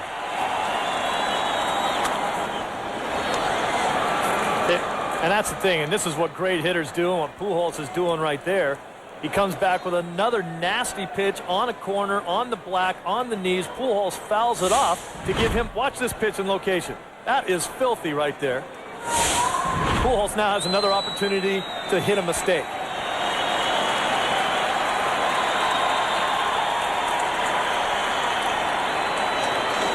Clemens calling his catcher out there. They want to make sure they know exactly what they're going to try to do. This is too dangerous a hitter to just get a sign, wind up, and throw it towards home plate. You got to know exactly what pitch you want to execute, where you want to execute it. He's got a couple pitches to play with here. A 2-2 count. I would like to see, but I would anticipate something out of the strike zone once again. Either a fastball up out of the zone or a splitter in the dirt.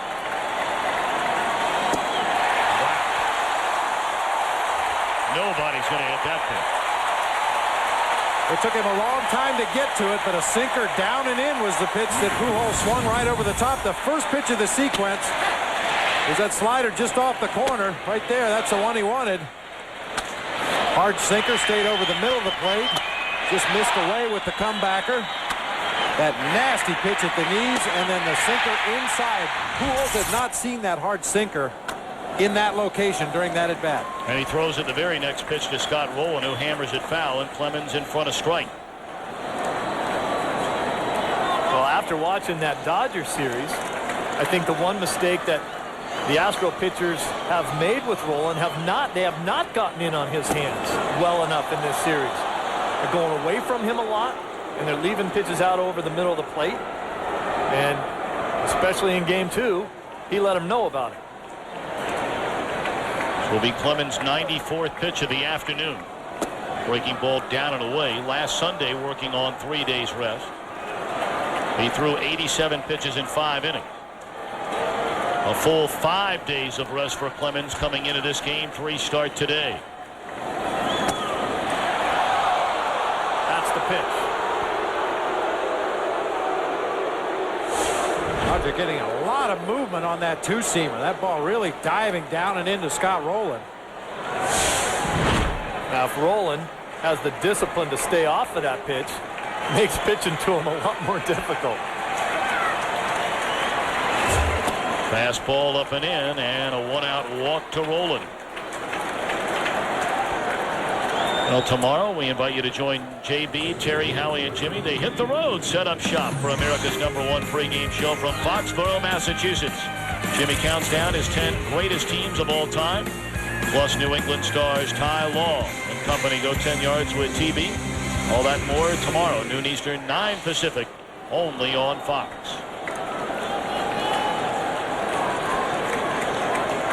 Jim Edmonds, 1 of 2. Homer to right center field in the second inning. Popped to left his last time up. 0-1. Very awkward looking home run swing, but great results for Jim Edmonds. Reaches out off of the outside corner. One-handed, hooks that ball back to right center field. Just like he told me, if he gets the barrel on it, it's going to go out.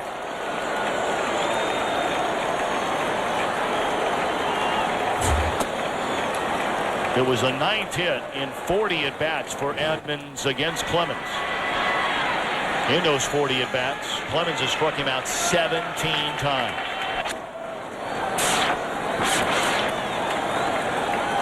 We've talked a lot about Edmonds' stance, how he's spread out, doesn't stride at all, just lifts the front leg, puts it right back down. That gives him a lot more time to wait on a pitch. Clemens got a break right there, a check swing foul ball to get ahead. Edmonds said when he first started doing that in the minor leagues, it was because he'd be behind in the count and he'd just want to go the other way. So he started hitting opposite field home runs and figured, why don't I do this all the time?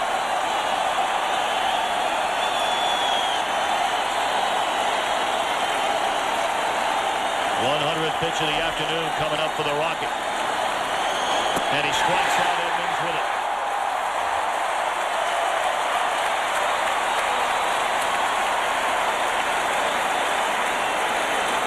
Fifth strikeout today for Clemens. That was a two-seam fastball. Originally, I thought it was a splitter. You see the split grip there, but it was 89 miles an hour. Great movement on that pitch, as you see Roger's wife, Debbie, cheering him on. She's liking it. I think Roger sometimes is one of the hardest pitchers in the game to determine what he's throwing. It was an 89-mile-an-hour pitch. He can throw a splitter that hard sometimes, but as we talked about in the scouting report, 2 different sliders, one tighter than the other, two or 3 different fastballs, depending on how he wants to let it rip. The split finger is nasty. He works every quadrant of the strike zone, up, down, left, right, anywhere. Popped up. Short right field. Berkman coming hard. And he's got it. Clemens goes through the heart of the St. Louis order unscathed. Astros come to bat, bottom half of the 6th inning in Game 3 of this National League Championship Series. 3-2 our score. Berkman to lead it off. First pitch swinging, dumps it foul. Berkman missed on a big chance to add to the 3-2 lead back in the 3rd inning. He came up with runners on the corners and fouled out.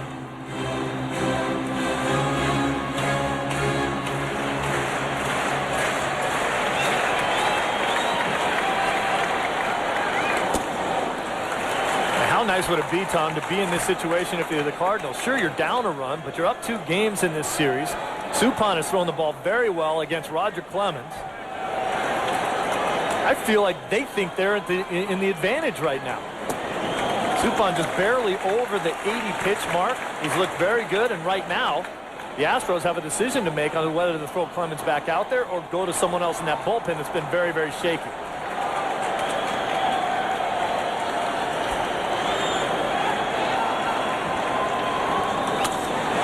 Into straightaway center field, tailing towards left center, and Edmonds 2 steps shy of the wall, corrals it 1 away. Well, I got to believe we're going to see Clemens back out there unless the Astros get down to the 9 spot this inning with an opportunity to score some runs. Yep. Nobody throwing in the Astro bullpen right now. A couple guys were stretching between innings, but right now they've all gone back to their seats. I got to have someone up and throwing in case Clemens comes up and gives up back-to-back or the first guy takes them deep. I have to have someone ready to come in the game if he totally loses it.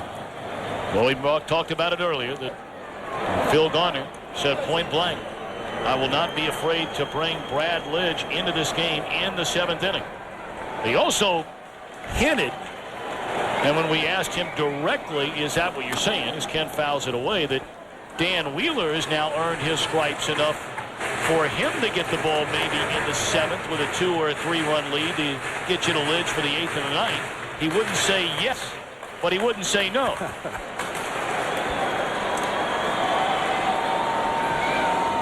Wheeler has thrown the ball better than anybody in that Houston bullpen in this series. He's been very, very solid. You look at Lidge's numbers throughout the regular season. 13 times he pitched 2 innings of relief.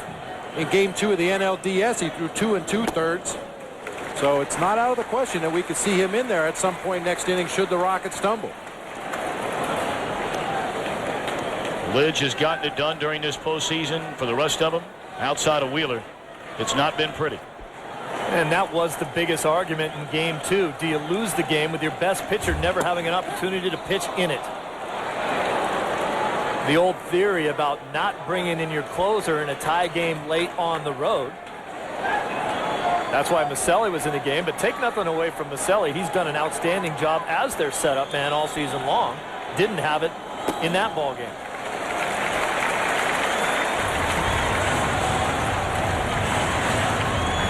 John Tamargo, the bench coach for Phil Garner, kind enough to wear a microphone for us today. 3-2 to Kent, who homered with a man aboard in the first inning. He walked in the third. Way out in front of an off-speed pitch and hammers it foul.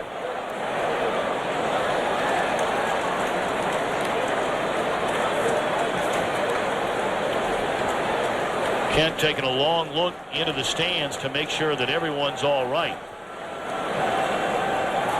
That's an area in the ballpark where you least expect to have a right-handed batter hit it your way. He was so far out in front of the pit.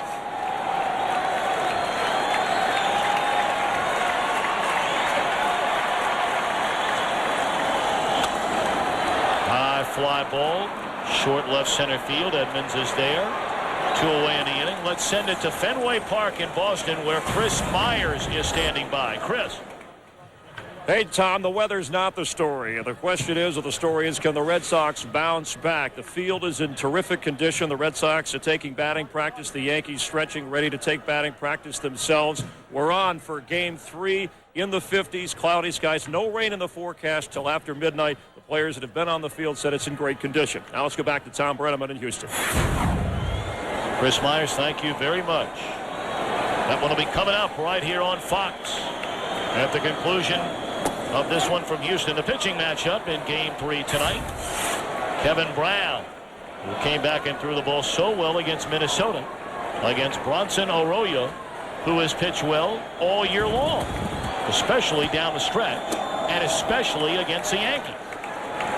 Arroyo kind of coming in under the radar. Kurt Schilling and Pedro Martinez at the top of that rotation. You've got a knuckleballer in Wakefield, and Arroyo just quietly went out there, did his thing. Yep.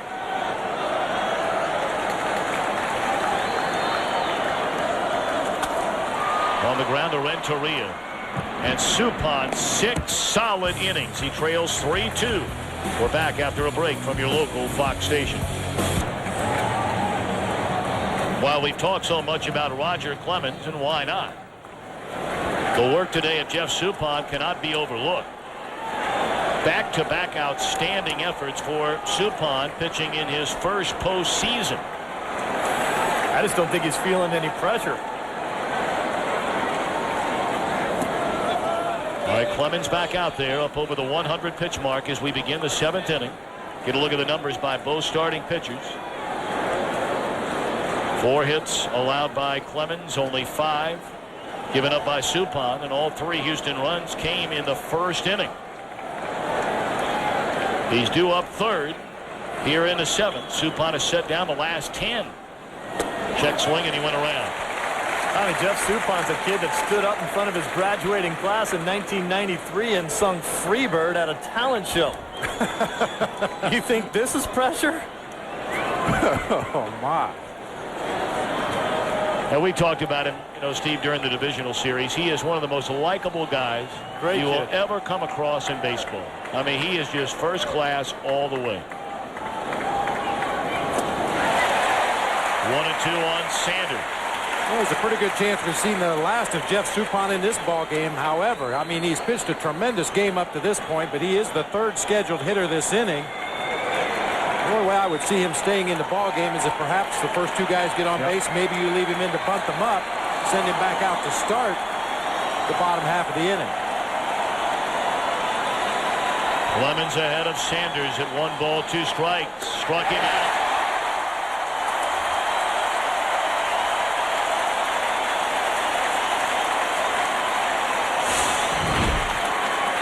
Clemens with that split finger grip. Pounds that ball in the outside corner. I'm not sure if that's a split grip or just a two-seam. This week's WebMD symptom checker focuses on Steve Klein's injured left finger, index finger. Klein had a test done on that finger yesterday, and he joined the team here today, but more than likely unavailable. 0-1 on Matheny. Roger Clemens making his 29th postseason start here today, his first for his hometown team. And he has allowed only 2 runs on just 4 base hits. 1-1 to Mike Matheny. And Roger Cedeno stands in the on-deck circle as Danny Herron continues to throw in the bullpen. Cedeno, a guy with great career numbers against the Rocket, 10 for 23 lifetime, a .435 batting average. Tony did give some thought to starting Cedeno in this game. But as he told us before the ball game, it's nice to have that bat coming off the bench as well. Clemens has the attitude, if the guy has had great success against him over his career, he figures, well, the odds are against you now. And the stopper of the Astros begins to throw in the bullpen, Brad Lidge. Roller foul. Well, you just can't talk enough about this effort by Roger Clemens. He had retired from baseball, and after his friend Andy Pettit signed with the Astros, he talked Clemens into coming back. And they got him for moments and games just like this one. 2-2 to Matheny. We'll do it again. 42 years old. I think oftentimes we take things for granted no matter what you do for a living. If you're a fan of baseball, the two you watch, and you may never see anybody like them again for a long, long time, are Roger Clemens and Randy Johnson. Enjoy them while they're around.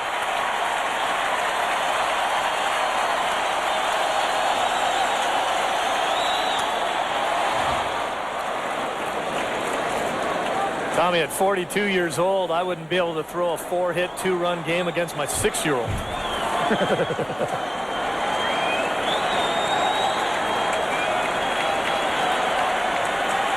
Seventh pitch in this at bat.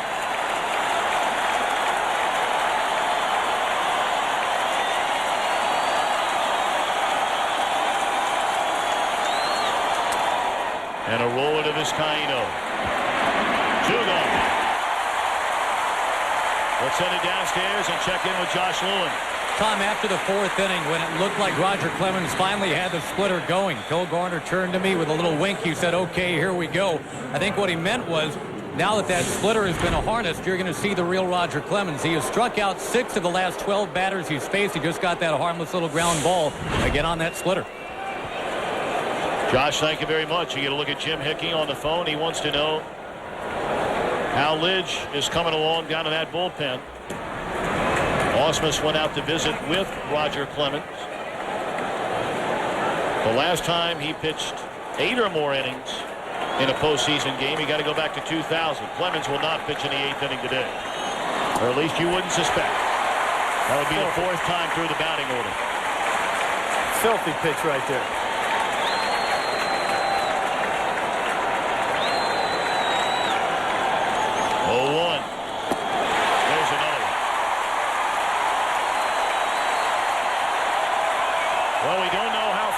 Series will go, but this could be the final time we see Clemens this year, depending on how this series plays out, perhaps ever.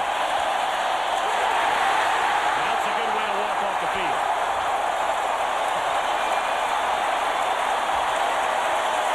Wow.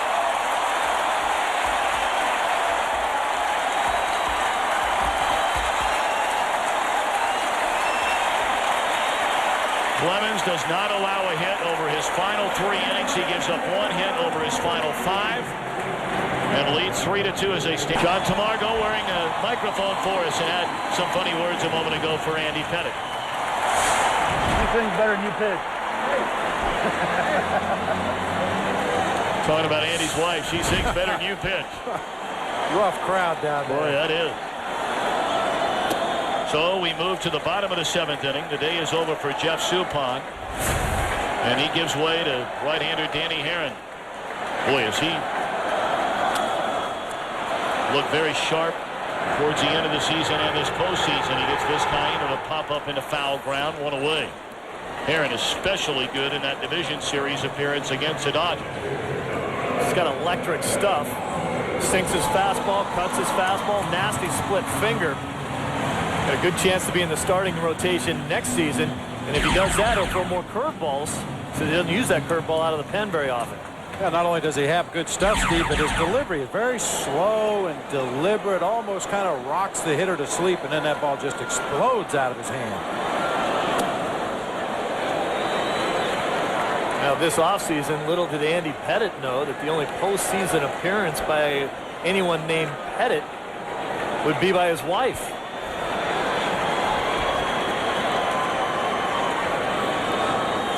She sang both God Bless America and our national anthem here beautifully today. Yep. As well. There's Andy. Brad Ausmus, the first catcher ever to wear our Fox catcher cane.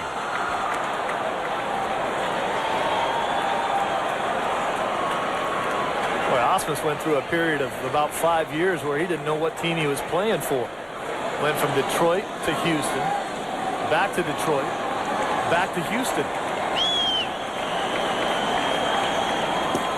Well, at least you know they want you in two places, that's for sure.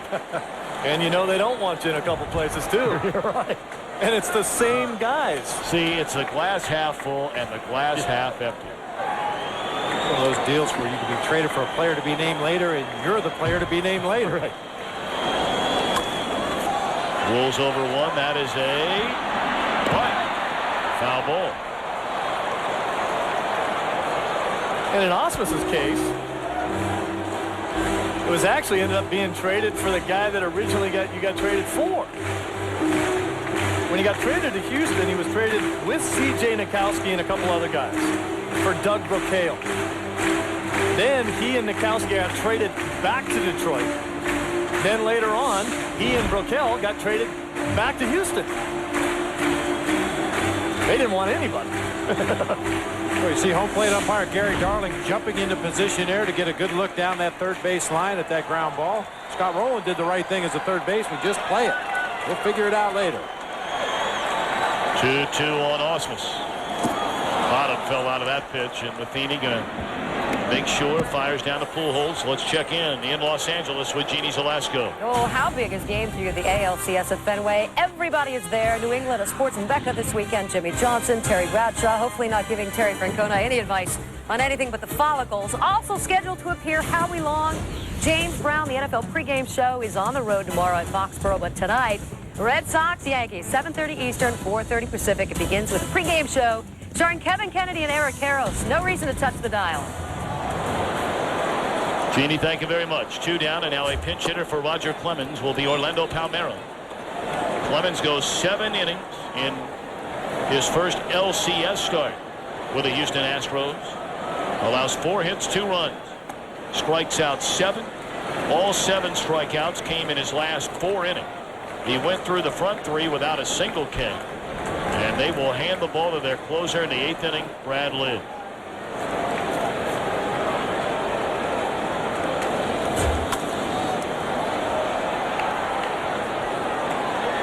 We see all the scoring in this game in the first 2 innings, which has kind of been the pattern for this series, although a lot more scoring later in the game. You have to get the feeling that we're not done scoring runs, even though we haven't seen any for a while.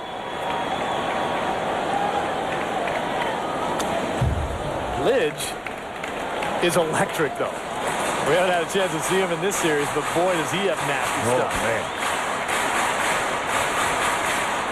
And obviously the Astros personnel people knew exactly what they were doing when they gave the ball to Lidge. I mean, you got to bear in mind, this was a team a year ago at this time that had Billy Wagner, Octavio Dotel. That one dumped into left field. A 2-out single by Palmeiro. He'll take an aggressive turn and stop right there. The inning will continue for Biggio. But, I mean, you had those 2 guys in front of Lidge. He went through his rookie year setting up both of them. And then they said, you know what? This guy is ready to be the closer. Not only was Lidge ready to be the closer, but economics sometimes will prohibit you from bringing that group back, because what a group that would have been if they could have kept them all together for another year. I don't think Phil Garner would have had the problems he's had with his bullpen in this postseason. No.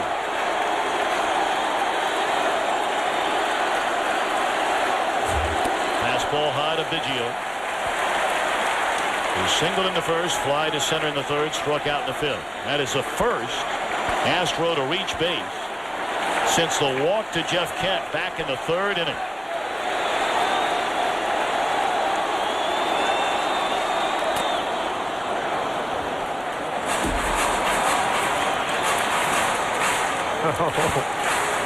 Biggio had that look in his eye. I mean, that's a ball away from him where you sometimes go up there and hit her and say, I'm just going to go jump on one and try to hit it into the seats. That was the wrong pitch to do it with, trying to pull that thing.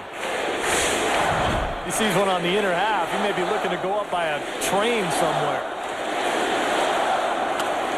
Off the end of the bat, back to Herron. The underhand flip, and that will end the inning. The Cardinals have the top of the order coming up in the 8th inning. Down a run, and Brad Lidge comes on from the Houston. Roger Clemens, 7 sensational innings. Allows only 4 hits and 2 runs, and now they give the ball for the first time in this series for their 27-year-old closer from Inglewood, Colorado. Number 1 pick in 1998 by Houston, Brad Lidge. This guy is the epitome of a power pitcher. 94 innings, 157 strikeouts. Goodness. A National League record, those strikeouts by a reliever. 1-1 to Tony Womack. Look at the scouting report. Run that fastball up there around 97. He's got a devastating slider that's unhittable. And the biggest thing for the Astros was getting him in the game. Womack trying to bunt his way on. Not a bad idea. But the bottom fell out of that pitch. Orlando Palmeiro remains in the game. Takes over in left field for Craig Biggio.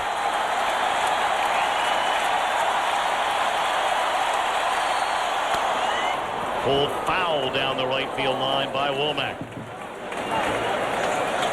7 of Brad Lidge's 29 saves during the regular season came with, or had to get 4 or more outs rather to record that save. So he's used to coming in the 8th inning. Pulled down the right field line again and foul. Well, Phil Garner told us that he used him a couple times this season where the tying run was on third base. He brought him in with 1 out, and he said, look, I don't need you to get the next 2 guys out. I need you to strike the next 2 guys out, and he did it. In the air, right field, and Berkman's got it. Well, Brad Lidge talked to his manager, Phil Garner. He said, you need me in the 6th, the 7th, the 8th, the 9th. It makes no difference to me. You know, I told Phil all year long that I'm comfortable with him using me wherever he wants to. And, you know, I don't mind coming in the 7th or the 8th or wherever he needs me to come in. I think, you know, personally, if we need to get him out in a big situation, I want to be the one to do it. And so I have no hesitation of him putting me in wherever, and he knows that he can use me however he wants. 1 out here in the 8th inning. Larry Walker, the batter.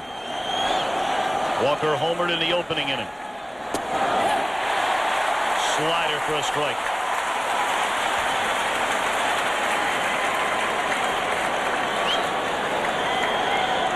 The Astros have their main man on the mound 5 outs away from their first win in this series. But there are some mighty big lumber and some mighty big sticks coming up for the Cardinals in this 8th and the 9th. Bobby, you wonder if Roger Clemens has worked with Lidge on that slider. As you look at those ridiculous numbers, because he's got that tight Roger Clemens slider that drops straight down, stays in the strike zone. Popped up and out of play. Well, you talk about some of the thunder coming up in that Cardinals lineup. Lidge has had his way with some of the guys in the middle of that lineup. Scott Rowland 0 for 5 with 4 punch-outs.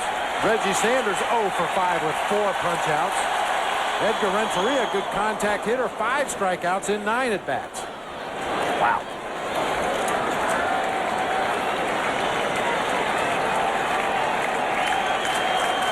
The man at the plate has had the best success of all the starters against Bradley. He's 1 for 4 lifetime. He only struck out 1 time. I'll take it.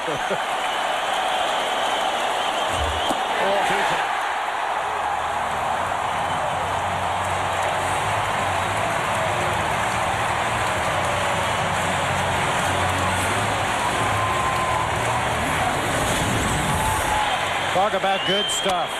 Fastball up and away just to change the eye level. That hard down slider. That was the best pitch Walker had to hit, that fastball down around the knees. Shows him the slider in the dirt and then elevates the strike zone. Walker can't lay off of that 96-mile-an-hour fastball. 0-1, Albert Pujols is 0 for 3. Walker talking to himself after missing that pitch he got to hit. Grounded foul, Lynch ahead 0-2.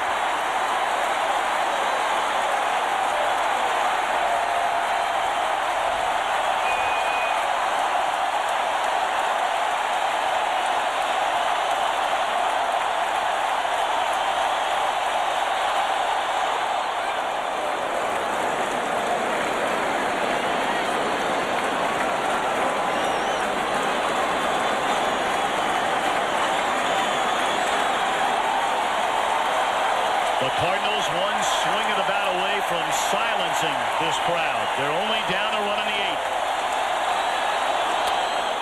Into left field, and it will go for a base hit. Palmeiro barehands the ball, throws into second base, and holds Pujols to a single. What a big play that was.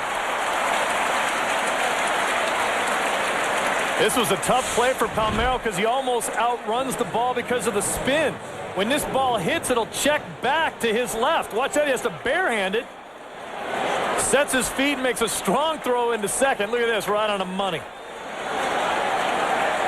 And he needed to get it back in quickly and make a good throw. Pujols took a huge turn around first base. Perfect throw. Now the go-ahead run at the plate is Scott Rowland. Power fastball at 97.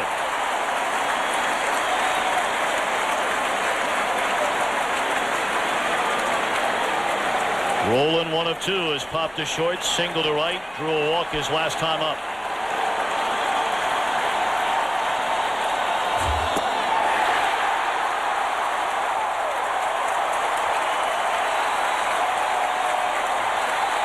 As big a pressure situation as this kid will ever be in, everybody in the world has been wondering why hasn't he been in a game.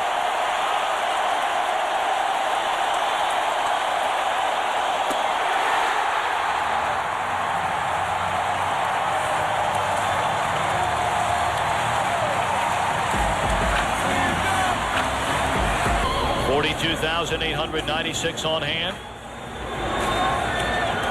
Brad Lidge fans Scott Rowland with a man aboard to end the 8th inning. It's a 3-2 Houston lead, and Danny Herron to face Carlos Beltran. We begin the bottom of the 8th in Houston. I think Garner would like to see an insurance run.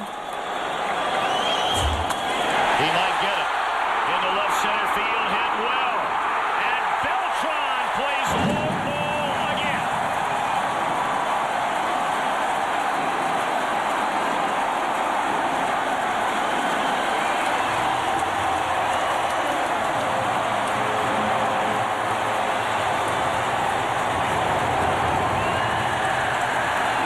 His 7th postseason home run, second only to the 8 Barry Bonds hit during the postseason in 2002.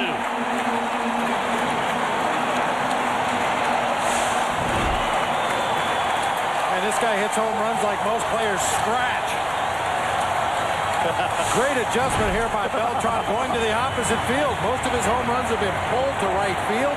That time got a ball out over the plate and just rode it out of here over the 404 mark. Bagwell rips the bullet foul up the third base line. Like most players, scratch. He pulls the ball, he goes the other way, he's got tremendous balance, he's got incredible power. Watch the location where Matheny wanted it. That ball on the outer half of the plate, and it was a no-doubter.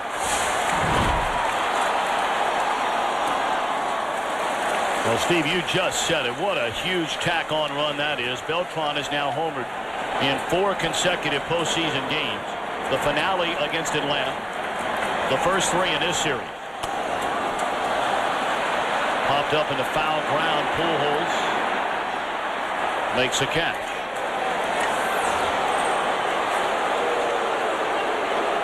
Beltran also has the most home runs in a single postseason by a switch hitter. 1 more now than Bernie Williams in '96.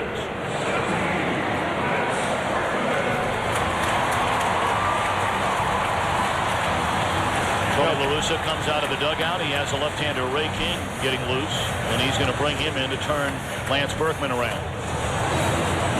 Berkman, a much better hitter against right-handed pitching. 50 points better. 4-2 Houston. We'll be back. Beltran a home run to make it 4-2. Let's check in with Josh Lewin. Ray King comes on as the only available lefty right now, guys. The injury situation with Steve Klein, the torn tendon in his index finger. Tell you what, though, I don't know if he would have been here right now anyway, because Steve Klein, not great numbers against Lance Berkman at all. 5 for 7 is Berkman against Klein, so maybe it doesn't matter. Instead, it will be the left-hander, as Josh just mentioned, Ray King. There's a lot of talk about whether or not, with the injury to Steve Klein, could the Cardinals replace him, and the answer is an emphatic no. And you may be saying, well, that's not fair. Well, I mean, let's be honest about it. You hate to even say things like this, but every now and again a guy can fake an injury. If your team really needs to have somebody else that's fresh down in that bullpen, that is clearly not the case with Klein. But that's why the rule is in place, right, just to make sure nobody plays fast and loose and fake an injury and bring up another pitcher if that's what you need. Some of Klein's teammates were laughing at him a little bit. They know the seriousness of it, but they were saying you probably have gout, of which he has experienced before. Gout usually affects your legs and toes. Klein even laughs about him himself. He says, hey, I'd like to eat. I'm a tad overweight, but it isn't gout. 1-1 to Lance Berkman. Fouls it straight back.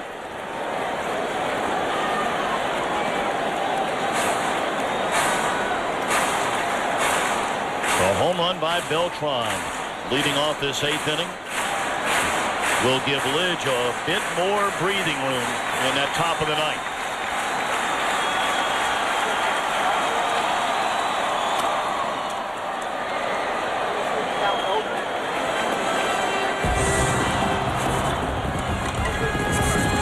Pretty good chance this is the only hitter Ray King is going to face. Cal Eldred warming up down in the bullpen for the Cardinals. Josh told you the numbers by Lance Berkman against Steve Klein. 5 for 7, a .714 batting average. However, against Ray King, only 2 for 12 lifetime, 167.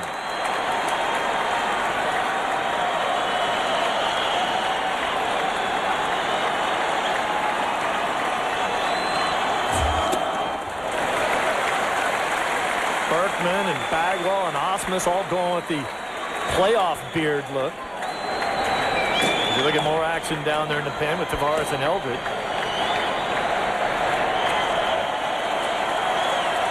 2-2 pitch.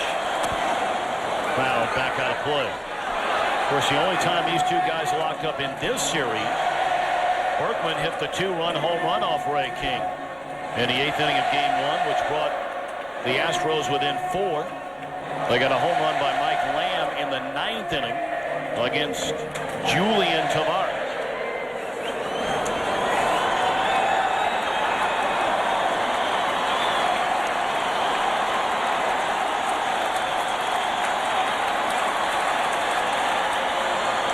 And he launches another hit.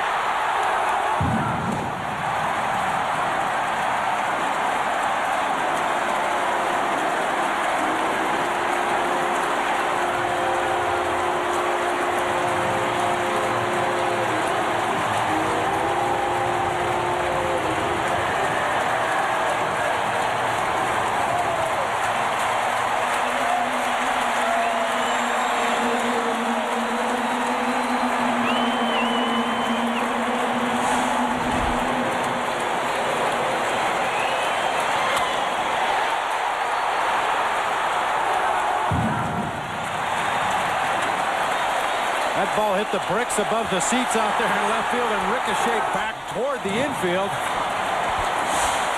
King consistently missing up and away. That spot right there. He kept missing to Berkman up there. Berkman finally went out and hooked it back to left field. And the pitch before that, he hung a breaking ball. Berkman was mad that he didn't get that one. You rarely be able to, as a hitter, come back and get another pitch that you can hammer.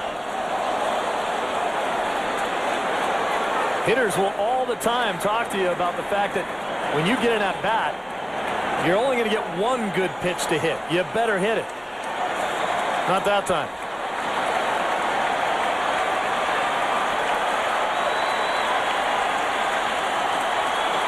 1-1 to Jeff Kent. Now back out of play. Coming into this bottom half of the 8th inning, the two teams since the 3rd inning had not scored a single run, and they had combined to get only 5 base hits. But now the home runs from Beltran and Berkman in the 8th inning. A 3-run cushion now for Brad Lidge. 2 away in the inning. Our play of the game is brought to you by Sharp Aquos Liquid Crystal Television. There's always more to see. Story today, Roger Clemens. 3 outs away from going to 2-0 in the postseason for the Houston Astros. Struck out 7, and all 7 came in his final 4 innings of work.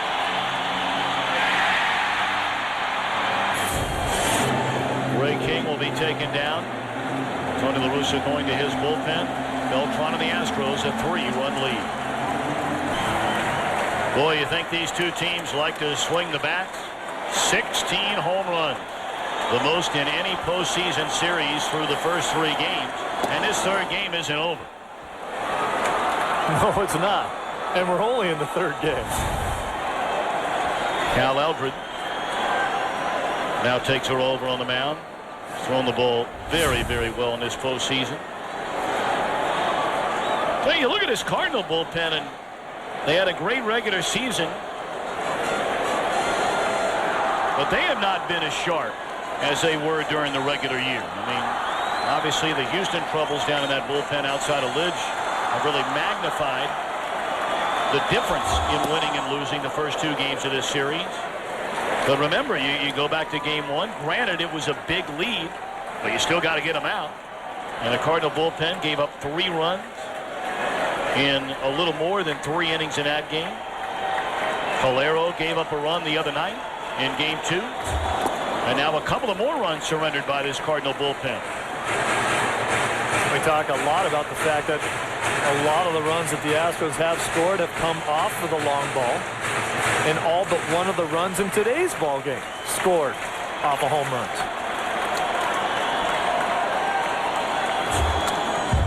And we talked about Klein not being available. Ray King, the only left-hander, and most teams throughout the regular season choose to turn Berkman around to the right side of the plate whenever possible. Berkman kind of owns Ray King right now, so I would look for Tony. If a situation arises again in the future, you may see Kiki Calero come in, who's equally effective against righties and lefties. Breaking ball in the dirt. 2-2 on Morgan Ensberg, who's 0 for 3 today. Bobby, granted, you add the 2 more runs to the score to make it a 5-2 ball game, but you as a manager, do you worry at all right now that Lidge has been sitting in that dugout for a while? I don't think so. I think just judging from what we know of this young man and watching him pitch the last inning, he'll be just fine.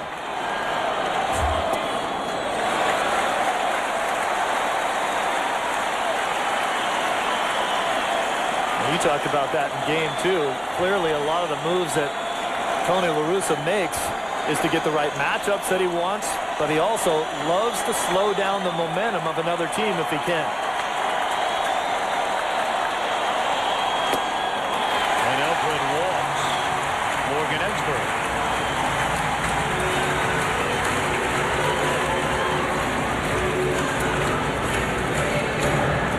Three pitchers used by Tony La Russa here in the bottom of the 8th inning. Herron started it. Allowed a home run to Beltran, got an out. King came on, gave up the home run to Berkman, got an out. And now Eldred walks Ensberg, and here's Vizcaíno. Jose 0 for 3 in the game. 4 of 11 in the series. Too low.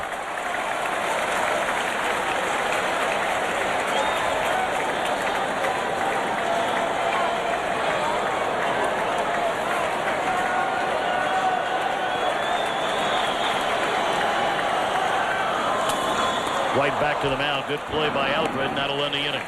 But breathing room for Lidge. Beltran to start it. 2 batters later, Berkman to make it a 3-run lead. Astros fans getting a look at League Championship Series play for the first time here in Houston since 1986 when they wore those jerseys.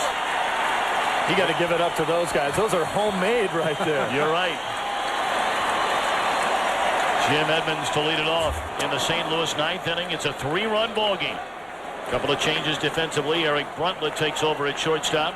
Jose Vizcaíno slides over to second. The day is over for Jeff Kent. A 3-run lead for Brad Lidge. Popped up down the third base line and out of play. Now, for those of you old enough to remember, I know we remember that game so well. That October the 15th, 1 year ago, or a day ago, I should say, back in '86, a 16-inning game between the Astros and the Mets that New York won 7-6 to eliminate Houston and advance to the World Series. Mike Scott was waiting in the wings for Game 7. That was one of the most unbelievable baseball games that has ever been played. And 2 of the best playoff series, both National and American League, in the history of the game, with the Red Sox and the Angels fighting it out in the other League Championship Series. Again, a reminder, coming up next on Fox, we go to Fenway Park in Boston for the American League Championship Series Game 3. Joe Buck, Tim McCarver, Al Leiter standing by. Boston looking for its first win in that series. 3-2 now on Edmonds.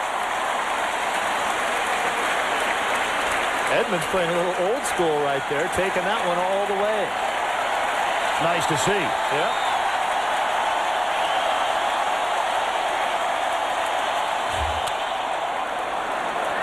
Generally 3-1, a very good hitter's count where you like to pick a pitch and really let it go, but trailing by 3 runs, Jim Edmonds knows that right now the Cardinals need base runners. They need guys to get on there, and then you hope somebody gets a 3-1 count and can pick a pitch to hit.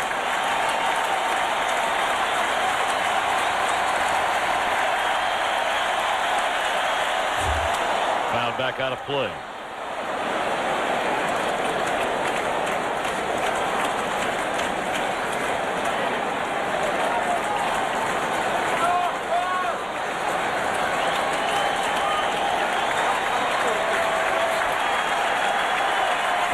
The count on Edmonds. And a lead-off walk to Edmonds.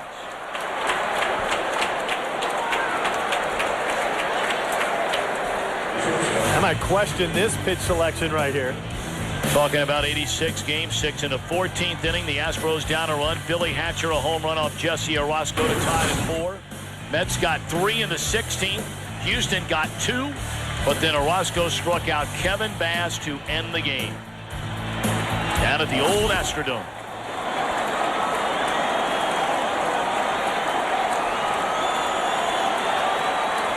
A leadoff walk to Edmonds to open the 9th inning. Cardinals only down 3, and they're strike 1.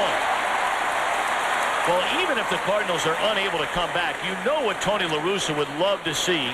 I mean, he doesn't want to lose, but if they're going to lose, he wants Lidge out there for 35, 40 pitches. He's knocking on the door at 30 right now.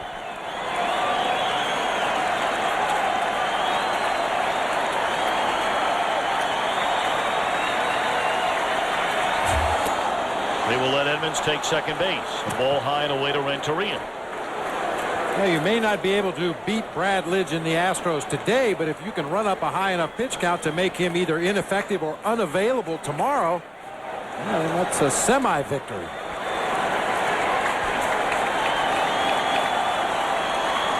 One pitch. Breaking ball drops in there, a strike.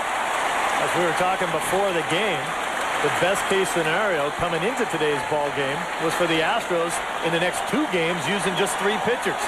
Clemens and Lidge and Oswalt and Lidge.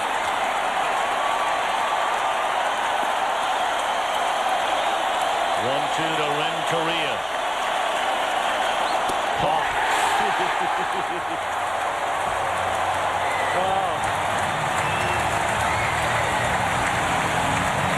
I don't know if Edgar was arguing or just trying to reopen his eyes.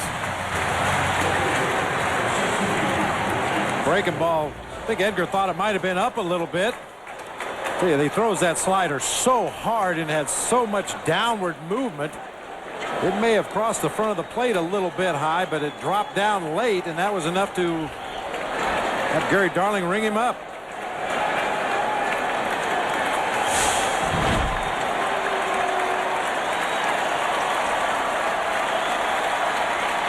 Reggie Sanders 0 for 2 is going to walk.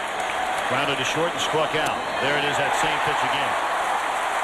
When you go up and face a guy like Lidge, who's so tough to hit, even though he's basically a 2-pitch pitcher, anything borderline against you as a hitter magnifies, because you're like, I can't hit him when he throws strikes.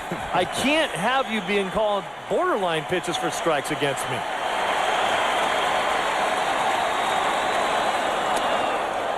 One and one to Sanders. Breaking ball after breaking ball.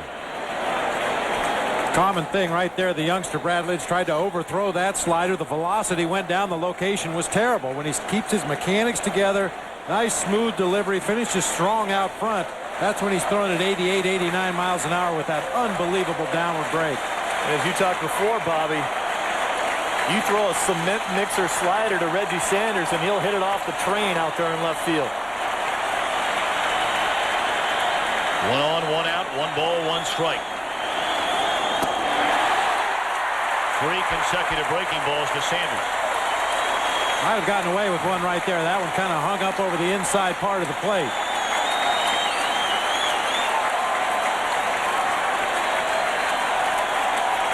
I just don't see him go back to the old 97-mile-an-hour gas right about your numbers.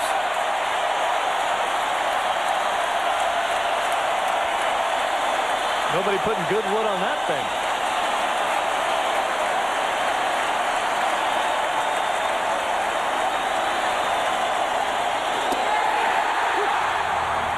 If it ain't fixed, if it ain't broke, why fix it?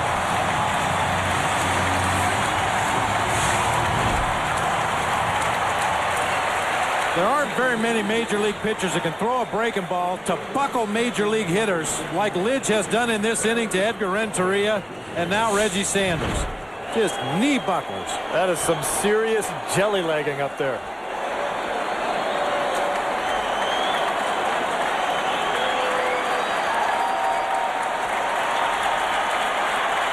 Marlon Anderson now the pinch hitter for Mike Matheny, and looks at a first pitch fastball, strike 1. I think you hit it right on the head, Bob. There's just, you just don't do that to major league hitters very often. And when you see a guy that has that kind of impressive stuff, when hitters don't know whether to swing or go blind, you know he's got some stuff.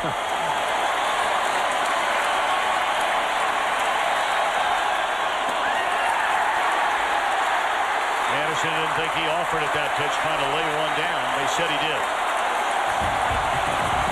So now the Astros a strike away from their first win in this National League Championship Series.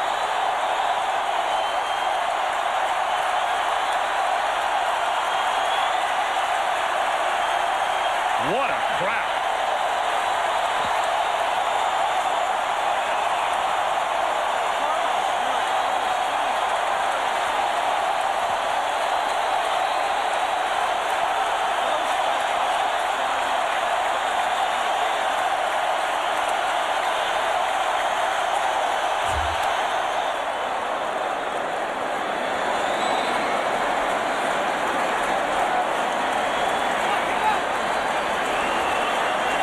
Well, when they close up this roof in this ballpark, the decibel level climbs quickly.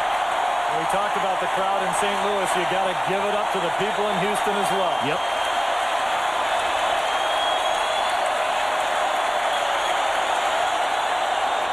And Anderson hit on the leg with a pitch, and that will bring the tying run to the plate. Well, now the 42,896 getting a little nervous. John Mabry going to be set up to pinch hit for the pitcher Cal Eldred. Didn't really look like Anderson tried to get out of the way of it, but he might have not had time to get out of the way. Get him right on his little toe.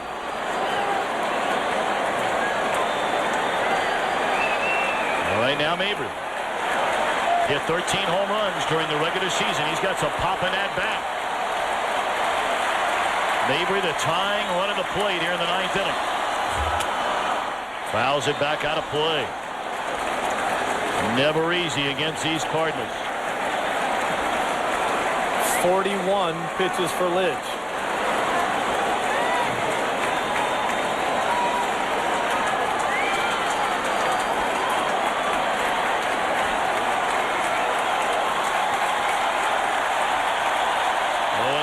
John Mabry. There's that slider. And Lidge ahead, 0-2. So now the crowd will rev up again, anticipating the final strike and out of Game 3.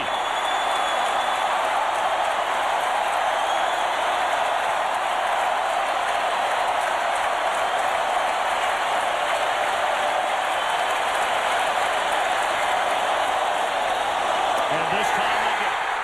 So the Houston Astros, behind Carlos Beltran, Roger Clemens, and Brad Lidge, strike out 12 batters in a 5-2 Game 3 victory.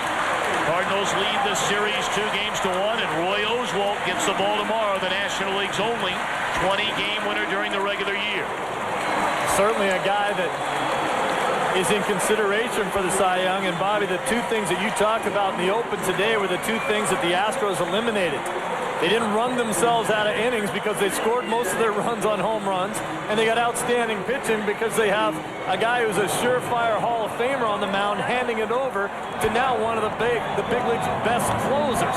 They didn't have a chance to make mistakes that hurt them in the first 2 games. And also the Astros were able to take advantage in the first inning when it seemed like they were going to let the Cardinals off the hook. They had a couple of runners on with nobody out, a double play ball. It seemed like, oh no, here we go again. But Berkman comes up with a big RBI base hit. And then Jeff Kent with a 2-run homer. We've seen a little momentum shift in this series. Let's send it downstairs to Josh Lewin. All right, Tommy, thank you very much. This has got to be fun, Mr. Beltran, huh? It is fun. This is what we were expecting tonight. The crowd, really cheering for us. A real good ball game. Roy did a great job, and we were able to back him up. They are absolutely wanting you back again. I know that's not on your mind right now, but can you throw these fans a bone? Will you consider it? Well, just right now, I'm just concentrating, doing my job in the playoffs. I really will consider this team after the season is over. But right now, my mind is just, concentrating the game, try to, make the team go to the World Series. Is locked in an accurate way to say it right now? You've already hit 7 home runs in this series. Well, first of all, I got to thank God for the opportunity He giving me used to be in this situation right here. He's blessing me that way, so I really take it. And I'm just... Congratulations, Carlos. Thank you. Appreciate it. All right, Lance Berkman soon, guys. Let's send it back to you. All right, Josh, thank you very much. The producer of today's game is Jeff Gowen. Our director is Jim Lynch. Our associate producer is Carol Langley McDermott. Our associate director, Eric Billingmeyer. Our broadcast associate, Zach Fields. Our technical producer is Danny Rotante. The technical director is Jeff Butler. And our audio mixer, Jeff Cohen. The vice president of field operations, Jerry Steinberg. The studio show produced by Gary Lang, directed by Chris Theron. Associate director, Alan Flowers. The coordinating producer of the studio show, Scott Ackerson. Our studio technical supervisor, Jack Simmons. The senior producer of Fox Sports is Bill Brown, and the executive producers are David Hill and Ed Gorin. So, the first win in this National League Championship Series for Houston. And Game 4 comes your way on Fox tomorrow. For Steve Lyons, Bob Brenly, Josh Lewin, and our entire crew, Tom Brenneman saying so long from Houston. Jeannie and Kevin back after these messages.